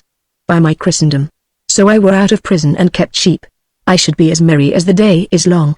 And so I would be here, but that I doubt. My uncle practices more harm to me. He is afraid of me and I of him. Is it my fault that I was Geoffrey's son? No, indeed, is't not, and I would to heaven, I were your son, so you would love me. Hubert, Hubert, aside, if I talk to him, with his innocent prate, he will awake my mercy which lies dead. Therefore I will be sudden and dispatch. Arthur, are you sick, Hubert? You look pale today. In sooth, I would you were a little sick, that I might sit all night and watch with you. I warrant I love you more than you do me. Hubert, aside, his words do take possession of my bosom. Read here, young Arthur, showing a paper. Aside, how now, foolish room, turning disputous torture out of door. I must be brief, lest resolution drop out at mine eyes in tender womanish tears. Can you not read it? Is it not fair it, Arthur? Too fairly, Hubert, for so foul effect. Must you with hot irons burn out both mine eyes? Hubert, young boy, I must. Arthur, and will you? Hubert, and I will. Arthur, have you the heart? When your head did but ache, I knit my hand at about your brows. The best I had, a princess wrought it me, and I did never ask it you again. And with my hand at midnight held your head, and like the watchful minutes to the hour, still and anon cheered up the heavy time, saying, what lack you? And where lies your grief, or what good love may I perform for you? Many a poor man's son would have lain still, and ne'er have spoke a loving word to you. But you at your sick service had a prince. Nay, you may think my love was crafty love, and call it cunning. Do, and if you will, if heaven be pleased that you must choose me ill, why then you must. Will you put out mine eyes? These eyes that never did nor never shall, so much as frown on you. Hubert, I have sworn to do it, and with hot irons must I burn them out. Arthur, none but in this iron age would do it. The iron of itself, though heat red hot, approaching near these eyes, would drink my tears, and quench his fiery indignation, even in the matter of mine innocence. Nay, after that, consume away in rust. But for containing fire to harm mine eye, are you more stubborn hard than hammered iron? And if an angel should have come to me, and told me Hubert should put out mine eyes, I would not have believed him. No tongue but Hubert's. Hubert, come forth, stamps, re-enter executioners, with a cord, irons, and see, do as I bid you do. Arthur, oh, save me, Hubert, save me. My eyes are out, even with the fierce looks of these bloody men. Hubert, give me the iron, I say, and bind him here. Arthur, alas, what need you be so boisterous rough? I will not struggle, I will stand stone still, for heaven's sake. Hubert, let me not be bound. Nay, hear me, Hubert, drive these men away, and I will sit as quiet as a lamb. I will not stir, nor wince, nor speak a word, nor look upon the iron angrily. Thrust but these men away, and I'll forgive you. whatever torment you do put me to, Hubert, go, stand within, let me alone with him. First Executioner, I am best pleased to be from such a deed. Exeunt executioners. Arthur, alas, I then have chid away my friend. He hath a stern look, but a gentle heart. Let him come back, that his compassion may give life to yours. Hubert, come, boy, prepare yourself. Arthur, is there no remedy? Hubert, none, but to lose your eyes. Arthur, O heaven, that there were but a mote in yours. A grain, a dust, a gnat, a wandering hair. Any annoyance in that precious sense, then feeling what small things are boisterous there. Your vile intent must needs seem horrible. Hubert, is this your promise? Go to, hold your tongue. Arthur, Hubert, the utterance of a brace of tongues, must needs want pleading for a pair of eyes. Let me not hold my tongue, let me not, Hubert. Or, Hubert, if you will, cut out my tongue, so I may keep mine eyes. Oh, spare mine eyes, though to no use but still to look on you. Lo, by my truth, the instrument is cold, and would not harm me. Hubert, I can heat it, boy. Arthur, no, in good sooth, the fire is dead with grief, being create for comfort, to be used in undeserved extremes. See else yourself. There is no malice in this burning coal. The breath of heaven has blown his spirit out, and strewed repentant ashes on his head. Hubert, but with my breath I can revive it, boy. Arthur, and if you do, you will but make it blush, and glow with shame of your proceedings. Hubert, nay, it perchance will sparkle in your eyes, and like a dog that is compelled to fight, snatch at his master that doth tar him on. All things that you should use to do me wrong, deny their office. Only you do lack that mercy which fierce fire and iron extends. Creatures of note for mercy lacking uses. Hubert, well, see to live, I will not touch thine eye, for all the treasure that thine uncle owes. Yet am I sworn and I did purpose, boy, with this same very iron to burn them out. Arthur, oh, now you look like Hubert. All this while, you were disguised. Hubert, peace, no more. Adieu, your uncle must not know but you are dead. I'll fill these dogged spies with false reports. And, pretty child, sleep doubtless and secure, that Hubert, for the wealth of all the world, will not defend thee. Arthur, oh heaven! I thank you. Hubert, Hubert, silence, no more, go closely in with me. Much danger do I undergo for thee. Exeunt. Scene 2. King John's palace. Enter King John, Pembroke, Salisbury, and other lords. King John, here once again we sit, once again crowned, and looked upon, I hope, with cheerful eyes. Pembroke, this once again, but that your highness pleased, was once superfluous. You were crowned before, and that high royalty was ne'er plucked off. The faiths of men ne'er stained with revolt. Fresh expectation troubled not the land, with any longed for change or better state. Salisbury, therefore, to be possessed with double pomp, to guard a title that was rich before, to gild refined gold, to paint the lily, to throw a perfume on the violet, to smooth the ice, or add another hue, unto the rainbow, or with taper light, to seek the beauteous eye of heaven to garnish, is wasteful and ridiculous excess, Pembroke, but that your royal pleasure must be done. This act is as an ancient tale new told, and in the last repeating troublesome, being urged at a time unseasonable. Salisbury, in this the antique and well-noted face, of plain old form is much disfigured, and, like a shifted wind unto a sail, it makes the course of thoughts to fetch about, startles and frights consideration, makes sound opinion sick and truth suspected, for putting on so new a fashioned robe. Pembroke, when workmen strive to do better than well, they do confound their skill in covetousness, and oftentimes excusing of a fault, doth make the fault the worse by the excuse, as patches set upon a little breach, discredit more in hiding of the fault, than did the fault before it was so patched. Salisbury, to this effect, before you were new crowned, we breathed our counsel, but it pleased your highness to overbear it, and we are all well pleased, since all and every part of what we would, doth make a stand at what your highness will. King John, some reasons of this double coronation, I have possessed you with and think them strong, and more strong, than lesser is my fear. I shall endue you with, meantime but ask, what you would have reformed that is not well, and well shall you perceive how willingly, I will both hear and grant you your requests. Pembroke, then I, as one that am the tongue of these, to sound the purpose of all their hearts, both for myself and them, but, chief of all, your safety, for the which myself and them, bend their best studies, heartily request, the enfranchisement of Arthur, whose restraint, doth move the murmuring lips of discontent, to break into this dangerous argument, if what in rest you have in right you hold.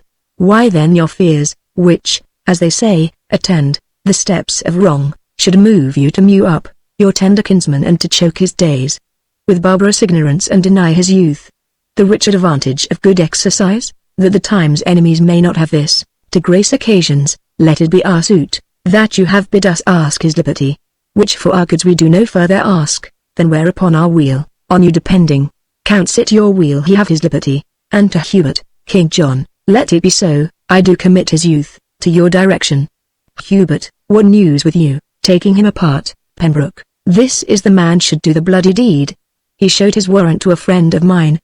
The image of a wicked heinous fault lives in his eye, that close aspect of his does show the mood of a much troubled breast, and I do fearfully believe 'tis done what we so feared he had a charge to do. Salisbury, the colour of the king doth come and go between his purpose and his conscience, like heralds twixt two dreadful battles set. His passion is so ripe, it needs must break, Pembroke, and when it breaks, I fear will issue thence the foul corruption of a sweet child's death. King John, we cannot hold mortality's strong hand. Good lords, although my will to give is living, the suit which you demand is gone and dead. He tells us Arthur is deceased tonight. Salisbury, indeed we feared his sickness was past cure. Pembroke, indeed we heard how near his death he was, before the child himself felt he was sick. This must be answered either here or hence. King John, why do you bend such solemn brows on me? Think you I bear the shears of destiny? Have I commandment on the pulse of life? Salisbury, it is apparent foul play, and 'tis shame, that greatness should so grossly offer it. So thrive it in your game. And so, farewell, Pembroke. Stay yet, Lord Salisbury, I'll go with thee, and find the inheritance of this poor child, his little kingdom of a forced grave, that blood which owed the breadth of all this isle. 3 foot of it doth hold, bad world the while, this must not be thus born, this will break out, to all our sorrows, and ere long I doubt, exeunt lords, King John, they burn in indignation. I repent. There is no sure foundation set on blood, no certain life achieved by others' death. Enter a messenger, a fearful eye thou hast, where is that blood, that I have seen inhabit in those cheeks? So foul a sky clears not without a storm. Pour down thy weather. How goes all in France? Messenger, from France to England. Never such a power, for any foreign preparation, was levied in the body of a land. The copy of your speed is learned by them, for when you should be told they do prepare. The tidings come that they are all arrived. King John, oh, where hath our intelligence been drunk, where hath it slept? Where is my mother's care, that such an army could be drawn in France, and she not hear of it? Messenger, my liege, her ear is stoped with dust. The 1st of April died your noble mother, and, as I hear, my lord, the Lady Constance in a frenzy died 3 days before, but this from rumour's tongue, I idly heard, if true or false I know not. King John, withhold thy speed. Dreadful occasion, oh, make a league with me, till I have pleased my discontented peers. What? Mother dead, how wildly then walks my estate in France, under whose conduct came those powers of France, that thou for truth givest out a landed here? Messenger, under the Dauphin, King John, thou hast made me giddy, with these ill tidings. Enter the bastard and Peter of Pomfret. Now, what says the world to your proceedings? Do not seek to stuff my head with more ill news, for it is full, bastard, but if you be afeard to hear the worst, then let the worst unheard fall on your bead. King John, bear with me cousin, for I was amazed, under the tide, but now I breathe again, aloft the flood, and can give audience, to any tongue, speak it of what it will. Bastard, how I have sped among the clergymen, the sums I have collected shall express, but as I travelled hither through the land, I find the people strangely fantasied, possessed with rumours, full of idle dreams, not knowing what they fear, but full of fear.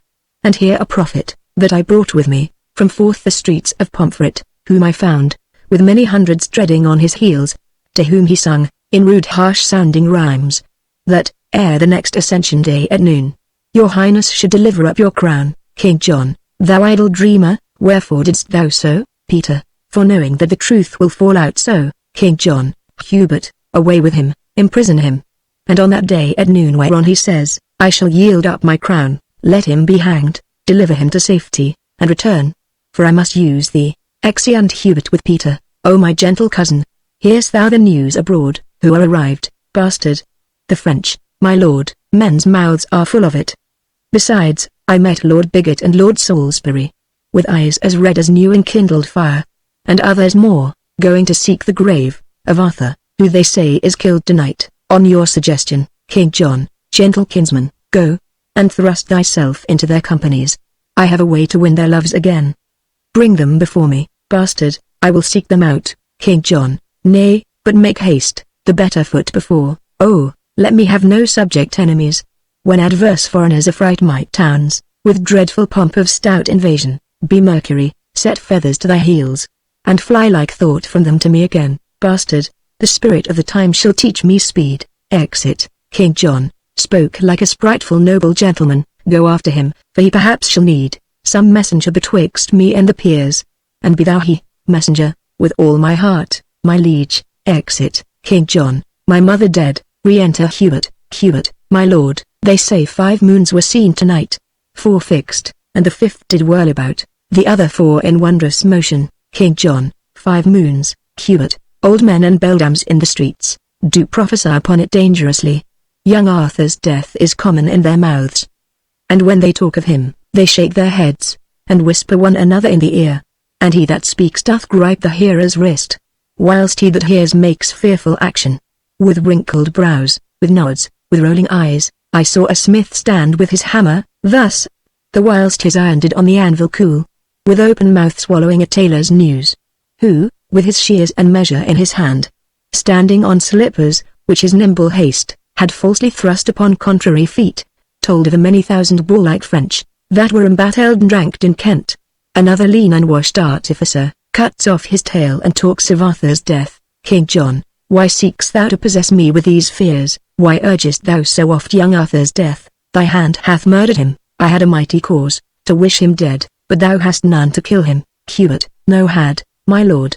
Why did you not provoke me? King John, it is the curse of kings to be attended by slaves that take their humours for a warrant, to break within the bloody house of life, and on the winking of authority, to understand a law, to know the meaning of dangerous majesty, when perchance it frowns more upon humour than advised respect. Hubert, here is your hand and seal for what I did. King John, oh, when the last account twixt heaven and earth is to be made, then shall this hand and seal witness against us to damnation. How oft the sight of means to do ill deeds make deeds ill done.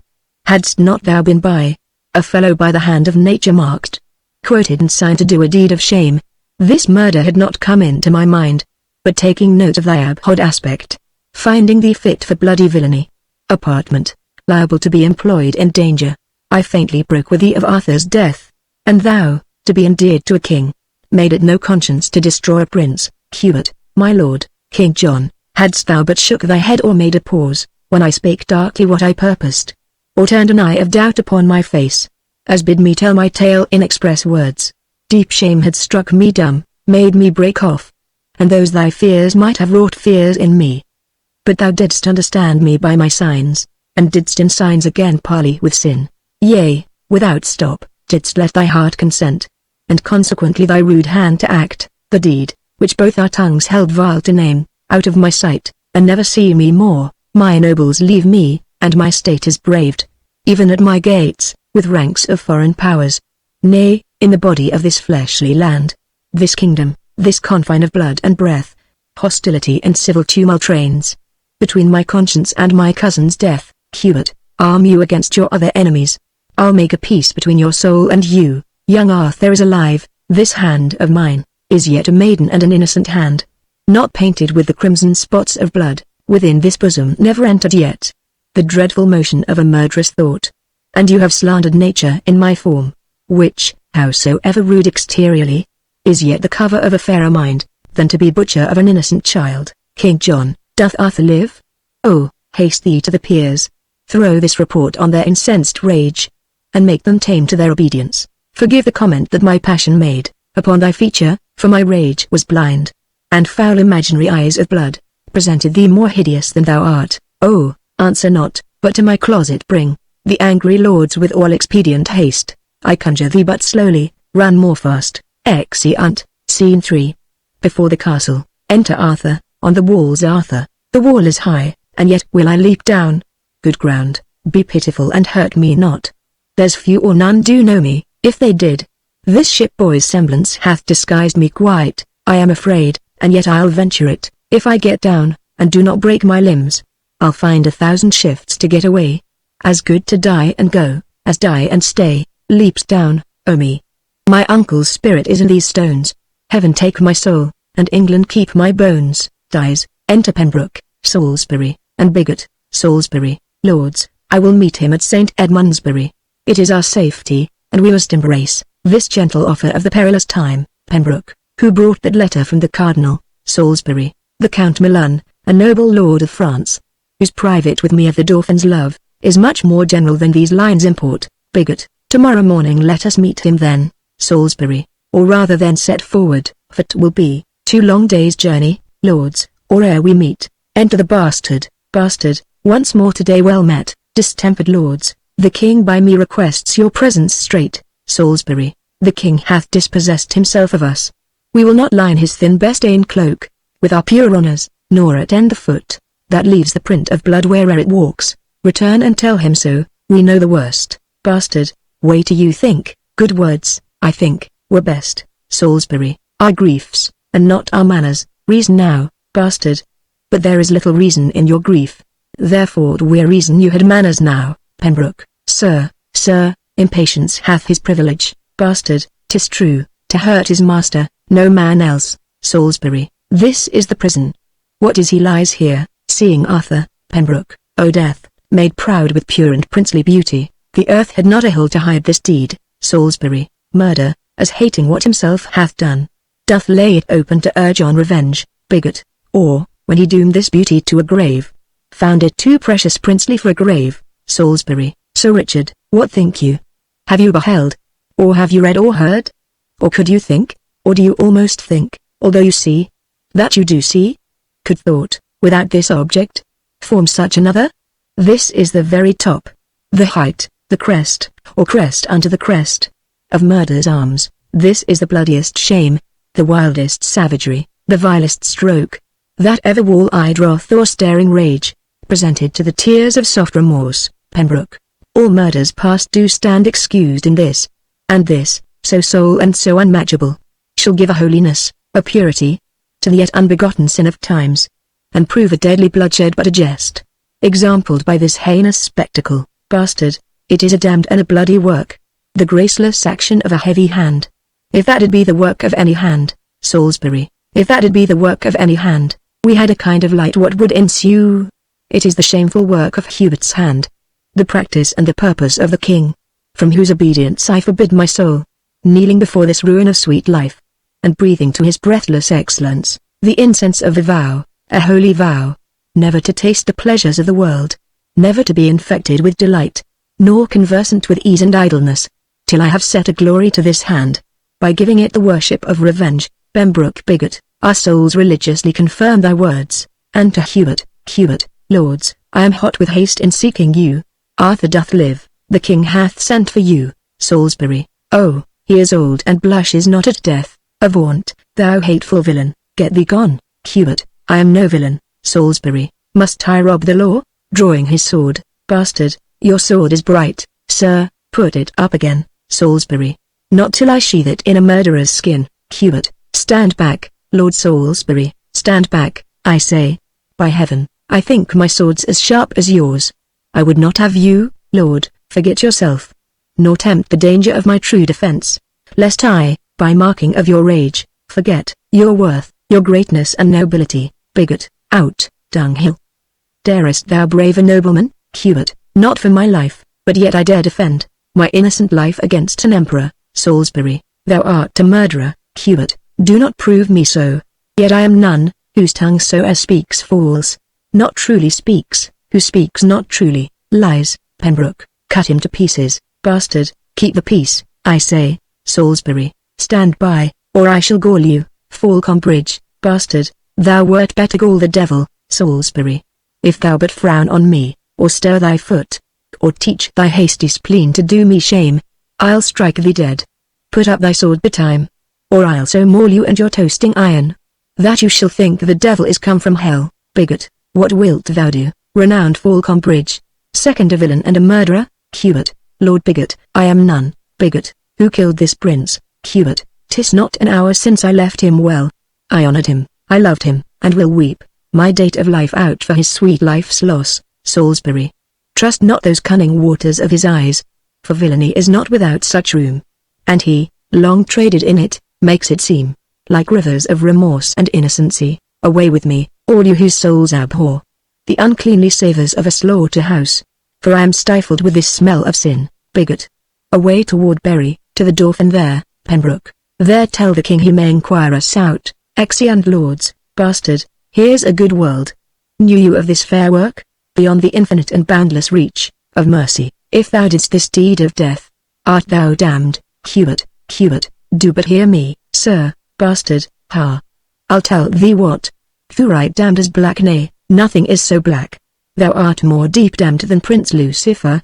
There is not yet so ugly a fiend of hell, as thou shalt be, if thou didst kill this child. Hubert, upon my soul, bastard, if thou didst but consent to this most cruel act, do but despair. And if thou want'st a cord, the smallest thread, that ever spider twisted from her womb, will serve to strangle thee, a rush will be a beam, to hang thee on, or wouldst thou drown thyself? Put but a little water in a spoon, and it shall be as all the ocean, enough to stifle such a villain up. I do suspect thee very grievously, Hubert, if I enact, consent, or sin of thought, be guilty of the stealing that sweet breath, which was embounded in this beauteous clay. Let hell want pains enough to torture me. I left him well, bastard, go, bear him in thine arms. I am amazed, methinks, and lose my way, among the thorns and dangers of this world. How easy dost thou take all England up, from forth this morsel of dead royalty. The life, the right and truth of all this realm, is fled to heaven, and England now is left, to tug and scamble and depart by the teeth. The unowed interest of proud swelling state, now for the bare pig bone of majesty, doth dogged war bristle his angry crest, and snarleth in the gentle eyes of peace. Now powers from home and discontents at home, meet in one line, and vast confusion waits, as doth a raven on a sick fallen beast. The imminent decay of rested pomp, now happy he whose cloak and cincture can hold out this tempest. Bear away that child, and follow me with speed. I'll to the king. 1,000 businesses are brief in hand, and heaven itself doth frown upon the land. Exeunt, Act 5, Scene I. King John's palace. Enter King John, Cardinal Pandulph, and attendants. King John, thus have I yielded up into your hand the circle of my glory, giving the crown. Cardinal Pandulph, take again, from this my hand, as holding of the Pope, your sovereign greatness and authority. King John, now keep your holy word, go meet the French, and from his holiness use all your power, to stop their marches, for we are inflamed, our discontented counties do revolt. Our people quarrel with obedience, swearing allegiance and the love of soul, to stranger blood, to foreign royalty. This inundation of mistempered humor, rests by you only to be qualified. Then pause not, for the present time's so sick, that present medicine must be ministered, or overthrow incurable ensues. Cardinal Pandulph, it was my breath that blew this tempest up, upon your stubborn usage of the Pope. But since you are a gentle convertite, my tongue shall hush again this storm of war, and make fair weather in your blustering land. On this Ascension Day, remember well, upon your oath of service to the Pope, go I to make the French lay down their arms. Exit. King John, is this Ascension Day? Did not the prophet say that before Ascension Day at noon, my crown I should give off? Even so I have. I did suppose it should be on constraint, but, heaven be thanked, it is but voluntary. Enter the bastard, bastard, all Kent hath yielded, nothing there holds out, but Dover Castle. London hath received, like a kind host, the Dauphin and his powers. Your nobles will not hear you, but are gone, to offer service to your enemy. And wild amazement hurries up and down the little number of your doubtful friends. King John, would not my lords return to me again, after they heard young Arthur was alive? Bastard, they found him dead and cast into the streets, an empty casket, where the jewel of life, by some damned hand was robbed and ta'en away. King John, that villain Hubert told me he did live. Bastard, so, on my soul, he did, for aught he knew. But wherefore do you droop? Why look you sad? Be great in act, as you have been in thought. Let not the world see fear and sad distrust, govern the motion of a kingly eye. Be stirring as the time, be fire with fire. Threaten the threatener and outface the brow of bragging horror, so shall inferior rise. that borrow their behaviors from the great. Grow great by your example and put on the dauntless spirit of resolution. Away, and glister like the god of war, when he intendeth to become the field. Show boldness and aspiring confidence. What, shall they seek the lion in his den, and fright him there? And make him tremble there? Oh, let it not be said, forage, and run, to meet displeasure farther from the doors, and grapple with him ere he come so nigh. King John, the legate of the Pope hath been with me, and I have made a happy peace with him, and he hath promised to dismiss the powers, led by the Dauphin, bastard. Oh, and glorious league, shall we, upon the footing of our land, send fair play orders and make compromise, insinuation, parley and base truce, to arms invasive? Shall a beardless boy, a cocked silken wanton, brave our fields, and flesh his spirit in a warlike soil, mocking the air with colours idly spread, and find no check?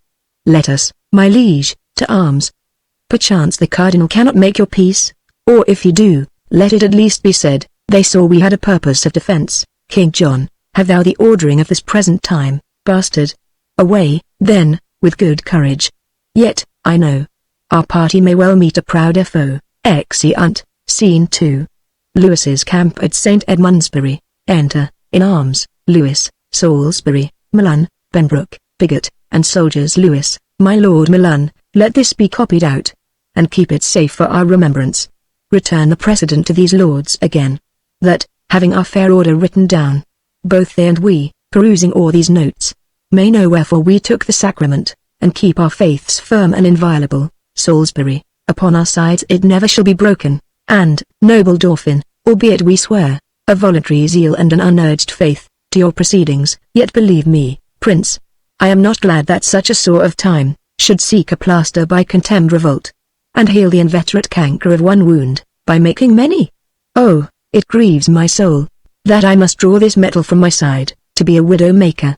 Oh, and there, where honourable rescue and defence, cries out upon the name of Salisbury, but such is the infection of the time, that, for the health and physic of our right, we cannot deal but with a very hand, of stern injustice and confused wrong, and is't not pity, O my grieved friends, that we, the sons and children of this isle, were born to see so sad an hour as this, wherein we step after a stranger march, upon her gentle bosom, and fill up her enemies' ranks, I must withdraw and weep, upon the spot of this enforced cause, to grace the gentry of a land remote, and follow unacquainted colours here. What, here? O nation, that thou couldst remove, that Neptune's arms, who clippeth thee about, would bear thee from the knowledge of thyself, and grapple thee unto a pagan shore, where these two Christian armies might combine, the blood of malice in a vein of league, and not to spend it so unneighbourly. Lewis, a noble temper dost thou show in this, and great affections wrestling in thy bosom, doth make an earthquake of nobility. Oh, what a noble combat hast thou fought, between compulsion and a brave respect. Let me wipe off this honourable dew, that silverly doth progress on thy cheeks. My heart hath melted at a lady's tears, being an ordinary inundation. But this effusion of such many drops, this shower, blown up by tempest of the soul, startles mine eyes, and makes me more amazed, than had I seen the vaulty top of heaven, figured quite o'er with burning meteors. Lift up thy brow, renowned Salisbury, and with a great heart heave away the storm. Commend these waters to those baby eyes, that never saw the giant world enraged, nor met with fortune other than at feasts, full of warm blood, of mirth, of gossiping. Come, come, for thou shalt thrust thy hand as deep, into the purse of rich prosperity, as Lewis himself. So, nobles, shall you all, that knit your sinews to the strength of mine, and even there, methinks, an angel spake. Enter Cardinal Pandulph. Look, where the holy legate comes apace, to give us warrant from the hand of heaven, and on our actions set the name of right, with holy breath. Cardinal Pandulph, hail, noble Prince of France. The next is this: King John hath reconciled himself to Rome, his spirit is come in, that so stood out against the holy church, the great metropolis and see of Rome. Therefore thy threatening colours now wind up, and tame the savage spirit of wild war, that like a lion fostered up at hand, it may lie gently at the foot of peace, and be no further harmful than in show. Lewis, your grace shall pardon me, I will not back. I am too high-born to be propertied, to be a secondary at control, or useful serving man and instrument, to any sovereign state throughout the world. Your breath first kindled the dead coal of wars, between this chastised kingdom and myself, and brought in matter that should feed this fire. And now 'tis far too huge to be blown out, with that same weak wind which enkindled it. You taught me how to know the face of right, acquainted me with interest to this land. Yea, thrust this enterprise into my heart. And come ye now to tell me John hath made his peace with Rome? What is that peace to me? I, by the honor of my marriage bed, after young Arthur, claim this land for mine. And, now it is half conquered, must I back? Because that John hath made his peace with Rome? Am I Rome's slave? What penny hath Rome borne? What men provided? What munition sent? To underprop this action? Is't not I, that undergo this charge? Who else but I? And such as to my claim are liable. Sweat in this business and maintain this war? Have I not heard these islanders shout out, Vive la Roi? As I have banked their towns, have I not here the best cards for the game? To win this easy match played for a crown? And shall I now give or the yielded set? No, no, on my soul, it never shall be said. Cardinal Pandulph, you look but on the outside of this work. Lewis, outside or inside, I will not return, till my attempt so much be glorified, as to my ample hope was promised, before I drew this gallant head of war, and culled these fiery spirits from the world, to outlook conquest and to win renown, even in the jaws of danger and of death. Trumpet sounds, what lusty trumpet thus doth summon us? Enter the bastard, attended, bastard, according to the fair play of the world. Let me have audience, I am sent to speak. My holy lord of Milan, from the king, I come, to learn how you have dealt for him. And, as you answer, I do know the scope, and warrant limited unto my tongue. Cardinal Pandulph, the Dauphin is too wilful opposite, and will not temporize with my entreaties. He flatly says he'll not lay down his arms. Bastard, by all the blood that ever fury breathed. The youth says well. Now hear our English king, for thus his royalty doth speak in me. He is prepared, and reason too he should.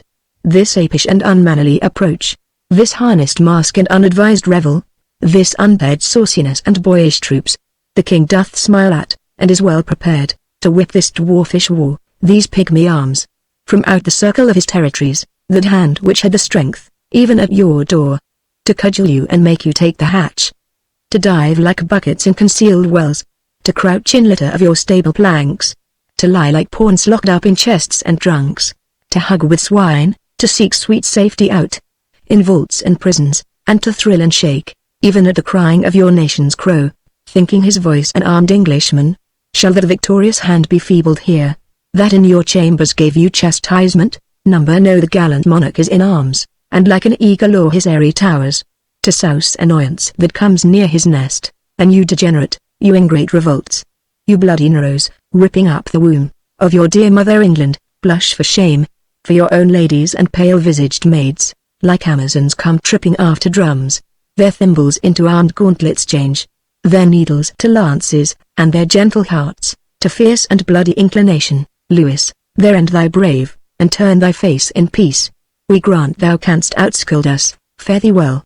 We hold our time too precious to be spent with such a brabbler. Cardinal Pandulph, give me leave to speak. Bastard, no, I will speak. Lewis, we will attend to neither. Strike up the drums, and let the tongue of war plead for our interest and our being here. Bastard, indeed your drums, being beaten, will cry out, and so shall you, being beaten, do but start, and echo with the clamour of thy drum. And even at hand a drum is ready braced, that shall reverberate all as loud as thine. Sound but another, and another shall, as loud as thine, rattle the welkin's ear, and mock the deep-mouthed thunder.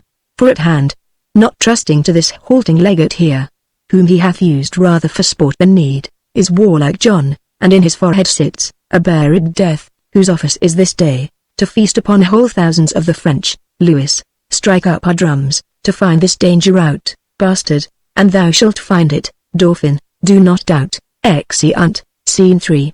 The field of battle. Alarums. Enter King John and Hubert. King John, how goes the day with us? Oh, tell me, Hubert. Hubert, badly, I fear. How fares your majesty? King John, this fever, that hath troubled me so long, lies heavy on me. Oh, my heart is sick. Enter a messenger. Messenger, my lord, your valiant kinsman, Falconbridge, desires your majesty to leave the field, and send him word by me which way you go. King John, tell him, towards Swinstead, to the abbey. The messenger, be of good comfort, for the great supply That was expected by the Dauphin here. I wrecked 3 nights ago on Goodwin Sands. This news was brought to Richard, but even now, the French fight coldly, and retire themselves. King John, me. This tyrant fever burns me up, and will not let me welcome this good news. Set on towards Winstead, to my litter straight. Weakness possesseth me, and I am faint. Exeunt. Scene 4.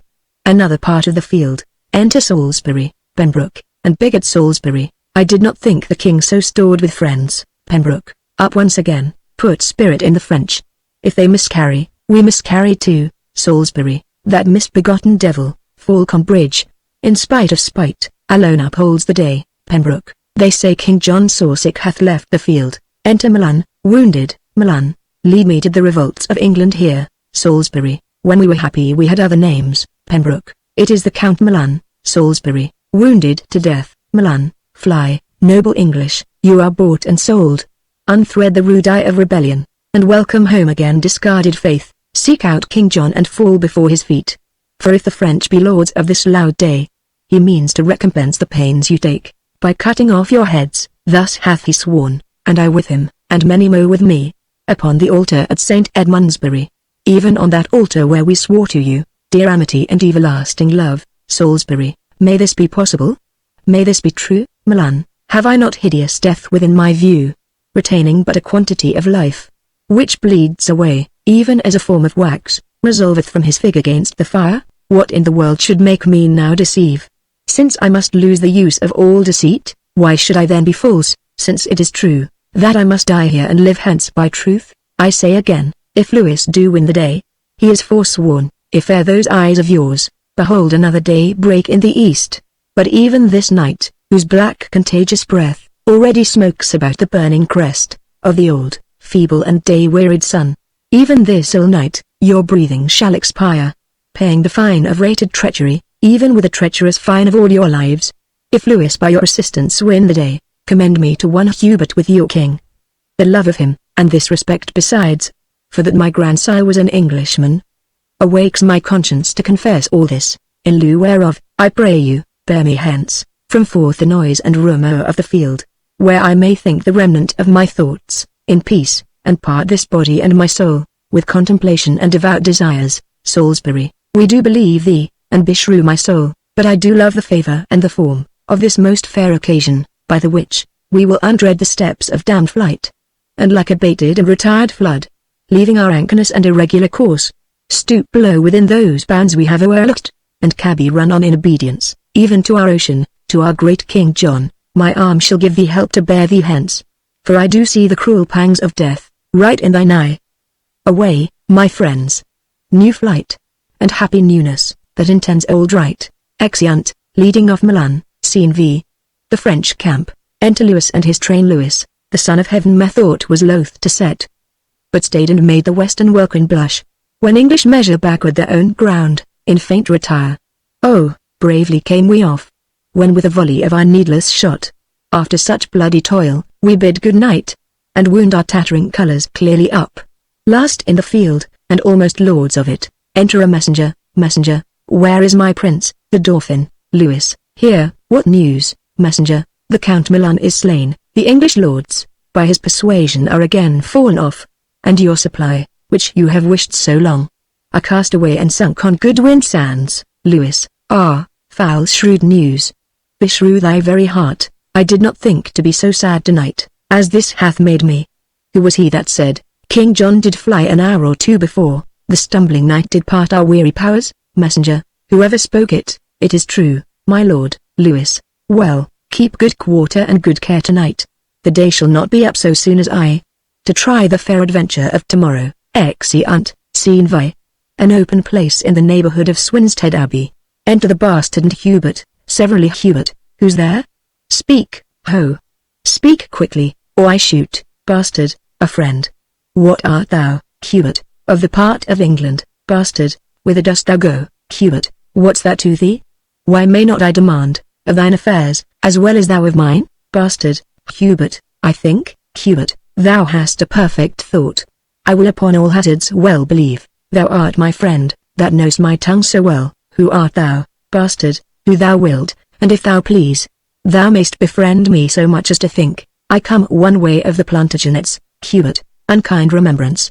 Thou and eyeless knight, have done me shame, brave soldier, pardon me, that any accent breaking from thy tongue, should scape the true acquaintance of mine ear, bastard. Come, come, sans compliment, what news abroad, Hubert? Why, here walk I in the black brow of night, to find you out, bastard. Brief, then, and what's the news, Hubert? Oh, my sweet sir, news fitting to the night. Black, fearful, comfortless and horrible, bastard. Show me the very wound of this ill news. I am no woman, I'll not swoon at it, Hubert. The king, I fear, is poisoned by a monk. I left him almost speechless, and broke out, to acquaint you with this evil, that you might, the better arm you to the sudden time, than if you had at leisure known of this, bastard. How did he take it? Who did taste to him, Hubert? A monk, I tell you, a resolved villain, whose bowels suddenly burst out. The king, yet speaks and peradventure may recover, bastard. Who didst thou leave to tend his majesty, Hubert? Why, know you not? The lords are all come back, and brought Prince Henry in their company, at whose request the king hath pardoned them, and they are all about his majesty, bastard. Withhold thine indignation, mighty heaven, and tempt us not to bear above our power. I'll tell tree, Hubert, half my power this night, passing these flats, are taken by the tide. These Lincoln washes have devoured them. Myself, well mounted, hardly have escaped. Away before, conduct me to the king. I doubt he will be dead or ere I come. Exeunt. Scene 7. The orchard in Swinstead Abbey. Enter Prince Henry, Salisbury, and bigot Prince Henry. It is too late. The life of all his blood is touched incorruptibly, and his pure brain, which some suppose the soul's frail dwelling house, doth by the idle comments that it makes, foretell the ending of mortality. Enter Pembroke. Pembroke, his highness yet doth speak, and holds belief, that, being brought into the open air, it would delay the burning quality of that fell poison which assaileth him. Prince Henry, let him be brought into the orchard here. Doth he still rage? Exit bigot. Pembroke, he is more patient than when you left him. Even now he sung. Prince Henry, a vanity of sickness. Fierce extremes, in their continuance will not feel themselves. Death, having preyed upon the outward parts, leaves them invisible, and his siege is now, against the mind, the which he pricks and wounds, with many legions of strange fantasies, which, in their throng and press to that last hold, confound themselves. 'Tis strange that death should sing, I am the signet to this pale faint swan, who chants a doleful hymn to his own death, and from the organ pipe of frailty sings, his soul and body to their lasting rest. Salisbury, be of good comfort, Prince, for you are born, to set a form upon that indigest, which he hath left so shapeless and so rude. Enter attendants, and bigot, carrying King John in a chair. King John, marry, now my soul hath elbow room. It would not out at windows nor at doors, there is so hot a summer in my bosom, that all my bowels grumble up to dust. I am a scribbled form, drawn with a pen, upon a parchment, and against this fire, do I shrink up. Prince Henry, how fares your majesty? King John, poison apostrophe decom will fare dead, forsook, cast off. And none of you will bid the winter come, to thrust his icy fingers in my maw, nor let my kingdom's rivers take their course, through my burned bosom, nor entreat the north, to make his bleak winds kiss my parched lips, and comfort me with cold. I do not ask you much, I beg cold comfort, and you are so straight, and so ingrateful, you deny me that. Prince Henry, oh that there were some virtue in my tears, that might relieve you. King John, the salt in them is hot, within me is a hell, and there the poison is as a fiend confined to tyrannize on unreprievable condemned blood. Enter the bastard. Bastard, oh, I am scalded with my violent motion, and spleen of speed to see your majesty. King John, O cousin, thou art come to set mine eye. The tackle of my heart is cracked and burned, and all the shrouds wherewith my life should sail, are turned to one thread, one little hair. My heart hath one poor string to stay it by, which holds but till thy news be uttered, and then all this thou say'st is but a clod, and module of confounded royalty. Bastard, the Dauphin is preparing hitherward, where heaven he knows how we shall answer him. For in a night the best part of my power, as I upon advantage did remove, were in the washes all unwarily, devoured by the unexpected flood. King John dies. Salisbury, you breathe these dead news in as dead an ear, my liege. My lord. But now a king, now thus, Prince Henry, even so must I run on, and even so stop. what surety of the world, what hope, what stay? When this was now a king, and now is clay, bastard, art thou gone so? I do but stay behind, to do the office for thee of revenge, and then my soul shall wait on thee to heaven, as it on earth hath been thy servant still. Now, you stars that move in your right spheres, where be your powers? Show now your mended faiths, and instantly return with me again, to push destruction and perpetual shame, out of the weak door of our fainting land. Straight let us seek, or straight we shall be sought. The Dauphin rages at our very heels. Salisbury, it seems you know not, then, so much as we. The Cardinal Pandulph is within at rest, who half an hour since came from the Dauphin, and brings from him such offers of our peace, as we with honor and respect may take. With purpose presently to leave this war, bastard, he will the rather do it when he sees ourselves well sinewed to our defence. Salisbury, nay, it is in a manner done already, for many carriages he hath dispatched to the seaside, and put his cause and quarrel to the disposing of the Cardinal, with whom yourself, myself and other lords, if you think meet, this afternoon will post, to consummate this business happily. Bastard, let it be so, and you, my noble prince, with other princes that may best be spared, shall wait upon your father's funeral. Prince Henry, at Worcester must his body be interred, for so he willed it. Bastard, thither shall it then, and happily may your sweet self put on the lineal state and glory of the land, to whom with all submission, on my knee, I do bequeath my faithful services, and true subjection everlastingly. Salisbury, and the like tender of our love we make, to rest without a spot for evermore. Prince Henry, I have a kind soul that would give you thanks, and knows not how to do it but with tears. Bastard, oh, let us pay the time but needful woe, since it hath been beforehand with our griefs. This England never did, nor never shall, lie at the proud foot of a conqueror, but when it first did help to wound itself. Now these her princes are come home again, come the three corners of the world in arms, and we shall shock them. Naught shall make us rue, if England to itself do rest but true. Exeunt.